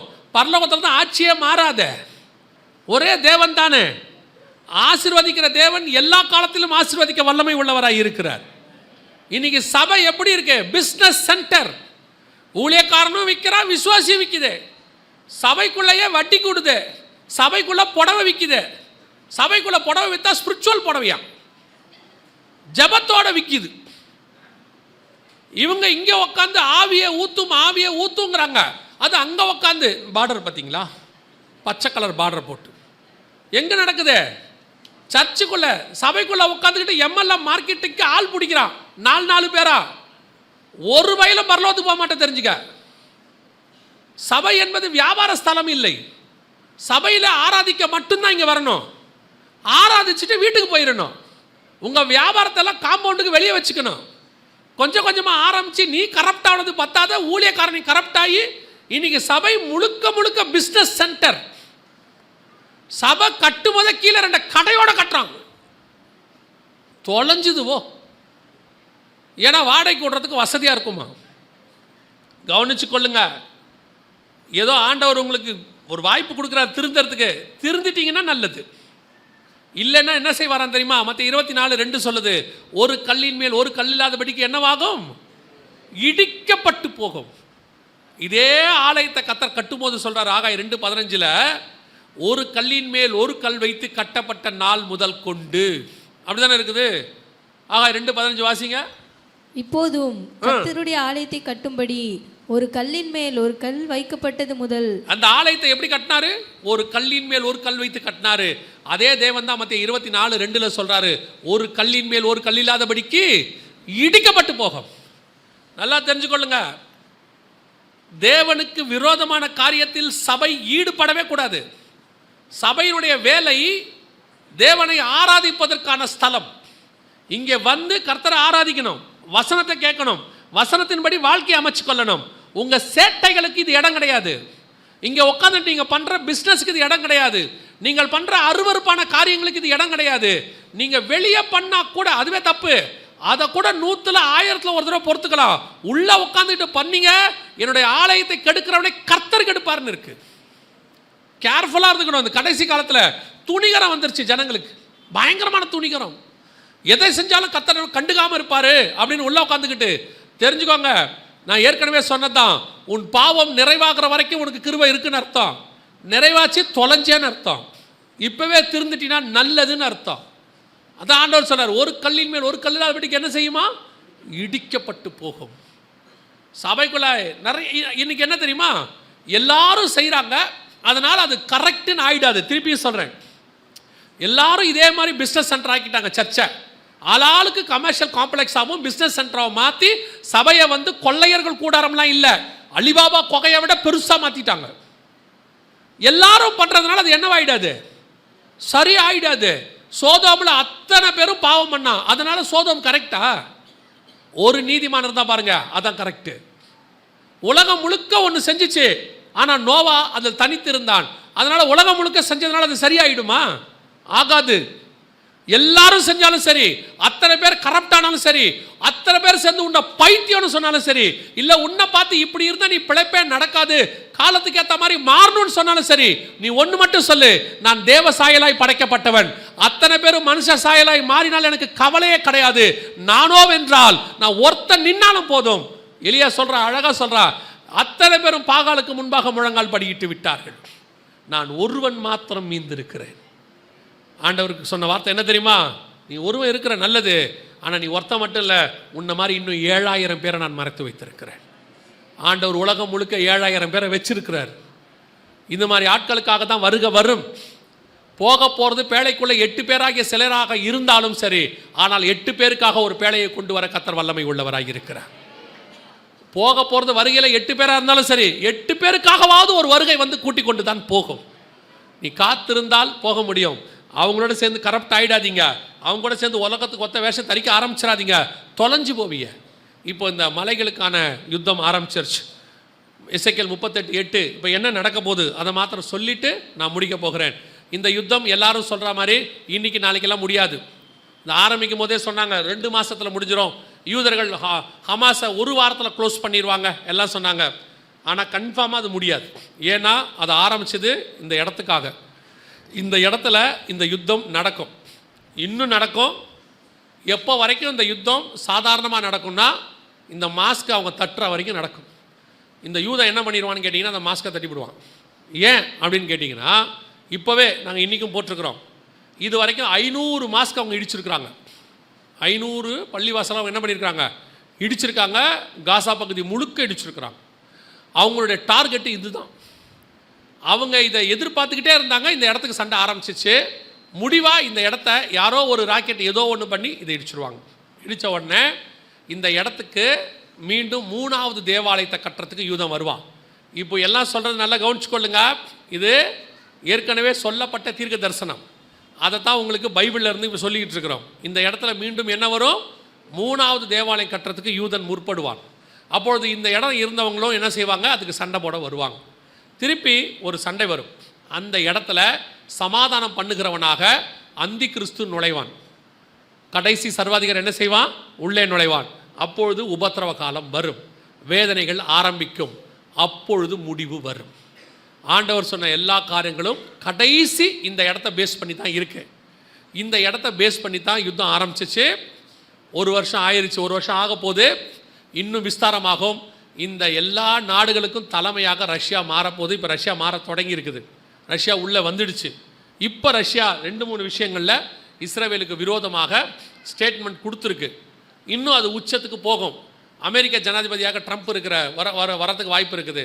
அந்த எலெக்ஷன் முடிஞ்ச உடனே நமக்கு தெரிஞ்சிடும் இது என்னவாக போகுதுன்னு தெரிஞ்சிடும். யார் வந்தாலும் இந்த 3ஆம் உலக யுத்தம் ஸ்டார்ட் ஆகும். இப்போ ட்ரம்ப் பேசியிருக்காரு இன்றைக்கி, நான் வந்தால் 3ஆம் உலக யுத்தம் வராது, நான் ஜெயிக்காட்டி வந்துடும் அப்படிங்கிறாரு. என்னுடைய நம்பிக்கை, அதாவது நான் பார்க்குற வரைக்கும் யார் அமெரிக்க ஜனாதிபதியாக வந்தாலும் 3ஆம் உலக யுத்தம் ஆரம்பித்து இந்த இடத்துல அவங்க மிக முக்கியமான காரியத்தை செய்ய தொடங்குவாங்க. அதையெல்லாம் நீங்கள் பார்க்கும் பொழுது பிப்ளிக்கலாக நமக்கு வருகைக்கு என்ன மிக முக்கியமான அடையாளம்னு கேட்டிங்கன்னா, இந்த வசனத்தை வாசிங்க, முடிக்கலாம். 21ஆம் அதிகாரம் லூக்கா எழுதின சுவிசேஷம் 24வது வசனத்தை வாசிங்க. லூக்கா 21:24 வாசிங்க. பட்டய கருக்கினாலே விழுவார்கள், பட்டய கருக்கினாலே விழுவார்கள், சகல புறஜாதிகளுக்குள்ளும் சிறைப்பட்டு போவார்கள், சகல புறஜாதிக்குள்ளும் சிறைப்பட்டு போவார்கள். நல்லா கவனிங்க, புறஜாதியாரின் காலம் நிறைவேறும் வரைக்கும் எருசலேம் புறஜாதியாரால் மிதிக்கப்படும். புறஜாதியாரின் காலம் நிறைவேறும் வரைக்கும் எருசலேம் புறஜாதியாரால். அப்படின்னா என்ன அர்த்தம்னா, அவங்களுடைய ஹோலி மவுண்டன் இதை சொல்லுவாங்க, டெம்பிள் மவுண்டன் சொல்லுவாங்க, ஹோலி சைட்டும்பாங்க, என்னென்னமோ பேர்லாம் அதுக்கு அவங்க வச்சுருக்கிறாங்க. ஸோ இந்த இடத்த புறஜாதியாருடைய வழிபாட்டு ஸ்தலம் இருக்கிறதுனால, அவர்கள் அதை மிதிக்கிறதுனால அந்த புறஜாதியார் காலம் இன்னும் நடைபெற்று கொண்டிருக்கிறது. ஒரு நாள் வரும், யாருமே உள்ளே நுழையாதபடி இந்த இடத்த முழுக்க என்ன பண்ணிடுவாங்க, அவங்க வேலி அடைச்சிடுவாங்க. அதான் புறஜாதியார் காலம் நிறைவேறும் வரை எருசலேம் புறஜாதியாரால் மிதிக்கப்படும். இந்த இடத்த முழுக்க அவங்க கேப்சர் பண்ணுவாங்க. அதுக்கு முன்னாடி இந்த இடத்த அவங்க இடிப்பாங்க. இதுதான் அடையாளம். நல்லா தெரிஞ்சுக்கணும், இதுதான் அடையாளம். இது நடந்துருச்சுன்னா உலகம் மிகப்பெரிய பேரழிவுக்குள்ளே போக போகுதுன்னு அர்த்தம். 3rd வேர்ல்டு வார் ஸ்டார்ட் ஆக போது, உலகத்துக்கு மிகப்பெரிய அழிவு ஸ்டார்ட் ஆயிடுச்சுன்னு அர்த்தம். ஸோ ஆண்டவர் சொன்ன எல்லா தீர்க்க தரிசனங்களும் நம் கண்களுக்கு முன்பாக ஒன்றன் பின் ஒன்றாக வரிசையாக நிறைவேறி கொண்டிருக்கிறது. இதில் நமக்கு என்ன அப்படின்னு கேட்டிங்கன்னா, லூக்கா 21-24 நீங்கள் வாசிச்சிங்க இல்லையா, புறஜாதியாரின் காலம் நிறைவேறும் வரை எருசலேம் புறஜாதியாரால் மிதிக்கப்படும் சொன்னாங்கல்ல. 28 ஆண்டவர் என்ன சொல்றாரு பாருங்க, வாசிங்க, முடிக்கலாம். 28 வாசிங்க. இவைகள் சம்பவிக்க தொடங்கும் போது, இவைகள் சம்பவிக்க தொடங்கும் பொழுது உங்கள் மீட்பு சமீபமாக இருப்பதால், மீட்பு சமீபமாக இருப்பதால் நீங்கள் நிமிர்ந்து பார்த்து உங்கள் தலைகளை உயர்த்துங்கள். இதெல்லாம் ஆரம்பிக்கும் பொழுது 24 சொல்றாரு, புறஜாதியார் காலம் நிறைவேறும் வரை எருசலேம் புறஜாதியாரால் மிதிக்கப்படும். இவைகள் சம்பவிக்க தொடங்கும் போது, மத்திய 24 நம்ம கேட்டாங்கல்ல, இப்படி வருகைக்கு அடையாளம் என்னன்னு 3வது வசனத்தில், 8வது வசனத்தில் இயேசு என்ன சொன்னார் பாருங்க, வாசிங்க. மத்திய 24:8. இவைகள் எல்லாம் வேதனைகளுக்கு ஆரம்பம். அப்பொழுது உங்களை உபத்திரவங்களுக்கு ஒப்பு கொடுத்து உங்களை கொலை செய்வார்கள். இதெல்லாம் வேதனைகளுக்கு ஆரம்பம், முடிவு சமீபமாய் இருக்கிறது. இவைகள் தொடங்கும் போது உங்கள் மீட்பு சமீபமாக இருப்பதால் ஆண்டவர் சொன்ன எல்லா காரியங்களும் கரெக்டாக இருக்குது. இவைகளுக்கு நடுவில் தான் நம்முடைய மீட்பு சபை எடுத்துக்கொள்ளப்படுதல் சம்பவிக்க போகுது. ஸோ இந்த காரியங்களெல்லாம் நீங்கள் பார்த்தீங்க, கேட்குறீங்க, கண்களுக்கு முன்பாக ப்ரூஃபோடு ஆண்டவர் சொல்கிறார், உங்களுக்கு தெரியப்படுத்துகிறார். அப்படின்னா என்ன அர்த்தம் அப்படின்னா, வரப்போகிற வருகையில் இந்த சபை போக வேண்டும் என்று கர்த்தர் விரும்புகிறார். அல்லேலூயா. அதுக்கு தான் இது உங்களுக்கு தெரியப்படுத்தப்படுகிறது. என்ன ஒரு பெரிய விஷயம்னா, இயேசு முதலாவது வரும்போது தேவதூதர்கள் வந்து அந்த மெய்ப்பர்களுக்கு சொன்னாங்க. அவங்க போய் இயேசுவை பார்த்துட்டாங்க. நட்சத்திரத்தை பார்த்தாங்க. அவங்களும் போய் இயேசுவை என்ன செஞ்சிட்டாங்க, பார்த்துட்டாங்க. ஆனால் வேத வாக்கியத்தை ஆராய்ந்து பார்த்த ஏரோது என்ன செய்யலை, போகலை. அவன் சொன்னான், நீங்கள் போய் பார்த்துட்டு வந்து எனக்கு கன்ஃபார்ம் பண்ணுங்கன்றான். இன்றைக்கி ஒரு கூட்டம் என்ன கேட்டாலும் வருகையில் போகாத ஒரு கூட்டம் இருக்குது. அடையாளங்களை பார்த்து ஒரு கூட்டம் இயேசுக்கிட்ட வந்துடுது, தேவனால் முன்குறிக்கப்பட்ட ஒரு கூட்டம் வந்துடுது. ஆனால் ஒரு கூட்டம் என்ன கேட்டாலும் வசனம் சொல்கிறோம், கேட்குறாங்க, ஆராய்ந்து பார்க்குறாங்க, ஆனாலும் சரி எல்லாம் ஓகே தான், நீங்கள் போங்க, போய் பாருங்கள், வரும்போது பார்த்துக்கலாம். ஒரு உணர்வில்லாத இருதயம், அல்லது ஒரு அசதி.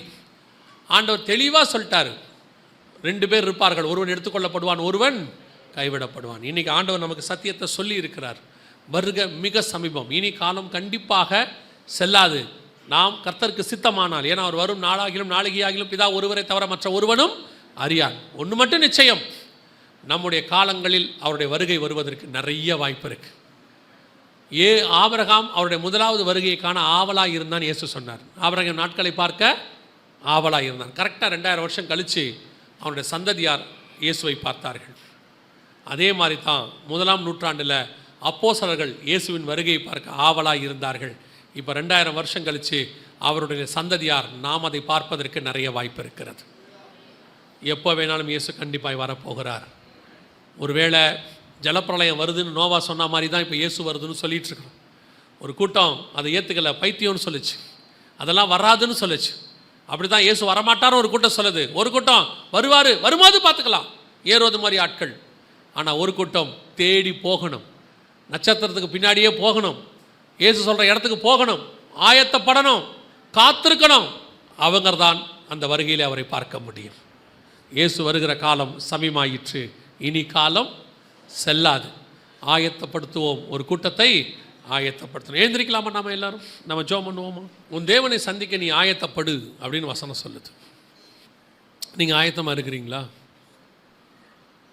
மனுஷகுமாரனுடைய வருகை அவருக்கு முன்பாக நிற்கும்படிக்கு நினையாத நாளையில் அவர் வரப்போகிறபடினாலே விழித்திருந்து ஜெபம் பண்ணுங்கள்னு வசனம் சொல்லுது. புத்தியுள்ள கன்னிகள், புத்தி இல்லாத கன்னிகள் கூட இயேசு சொன்ன வார்த்தை என்ன தெரியுமா? அவங்கள பார்த்து தூங்காதிருங்கள்னு சொல்லலை, என்னையோடு காத்திருங்கள்னு சொல்லலை. ஆனால் ஒன்று சொன்னார், நினையாத நாளைகள் வருகிறபடினாலே விழித்திருங்கள்னு சொன்னார். அலர்ட். காலம் மிக சமீபம். இந்த காலத்தில் இருக்கிற ஜனங்களுக்கு ஒரு விஷயம் நல்லா தெரியணும். உங்களுக்கு மனுஷகுமாரன் எப்போ வேணாலும் வரபடினால நாம் காத்திருக்கிற போகிற நேரம் கொஞ்ச நேரம் தான். 1 மணி நேரம் ஊழியக்காரங்க மாதிரி நம்மெல்லாம். ஏன்னா சீக்கிரம் வர போகிறாரு. ஸோ நம்ம ஆயத்தப்பட்டு காத்திருந்தோம்னா கொஞ்ச நேரம் தான். ஏதோ வருவேன் என்கிறவர் சீக்கிரத்தில் வரப்போகிறார். அதே நேரத்தில் கைவிடப்படுகிறவங்களும் இந்த கொஞ்ச நேரம் உண்மையாக இல்லாதனால தான் கைவிடப்பட போகிறாங்க.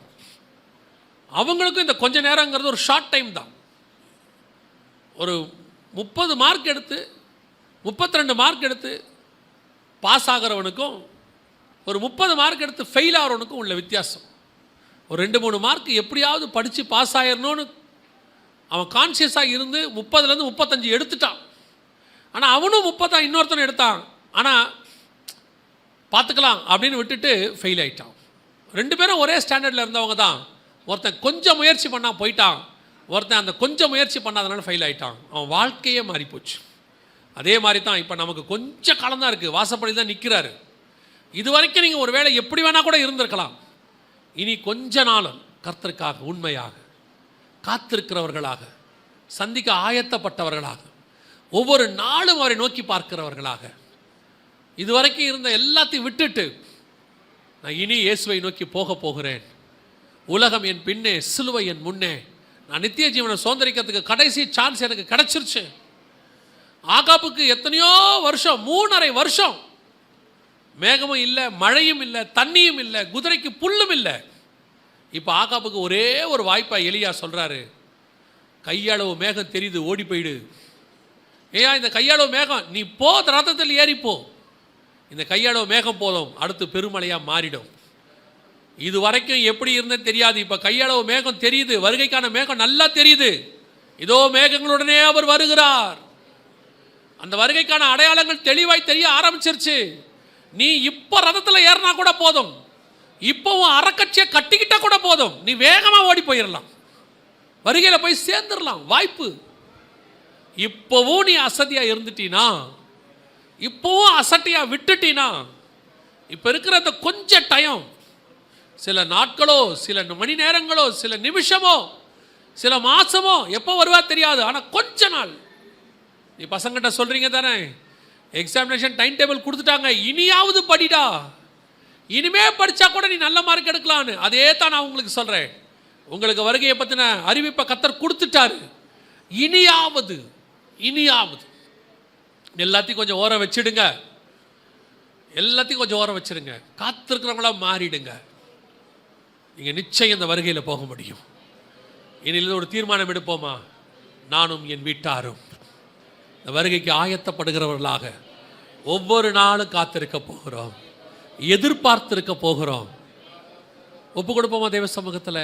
அப்படி ஜெபிக்க விரும்புகிறவங்க, வருகையில் போகணுன்ற பிரயாசப்படுறவங்க, இனி காத்திருக்க போகிறேன்னு தீர்மானம் எடுக்கிறவங்க, அவங்க கரங்களை ஆண்டவருக்கு நேராக உயர்த்தி, ஆண்டவரே நீர் வரும் பொழுது அதில் கலந்துக்கிற கூட்டத்தில் நாங்கள் இருக்கணும். நாங்கள் பார்க்குறவங்களா இருக்கக்கூடாது, பங்கு பெறுகிறவர்களாக காணப்பட வேண்டும். எடுத்துக்கொள்ளப்படுகிறவர்களை பார்க்கறதுக்கு நான் இங்கே வரல, எடுத்துக்கொள்ளப்படுகிற கூட்டத்தில் காணப்படுவதற்கு நான் இங்கே வந்தேன். அப்படி ஜெபம் பண்ணுவோமா? சர்வ வல்லமை உள்ள எங்கள் தகப்பனே, இந்த அருமையான நாளுக்காய் உமக்கு நன்றி. கிருபையுள்ள கரத்தில் எங்களை தாழ்த்துகிறோம்.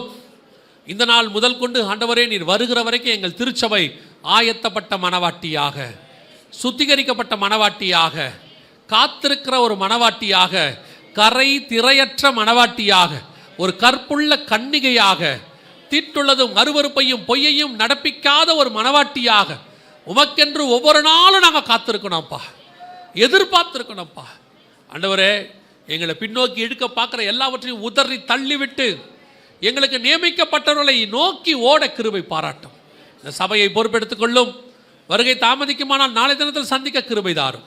எங்கள் ஆண்டவர் இயேசு கிறிஸ்துவின் நாமத்தில் ஒப்பு கொடுத்து ஜெபிக்கிறோம் எங்கள் ஜீவனுள்ள நல்ல பிதாவே.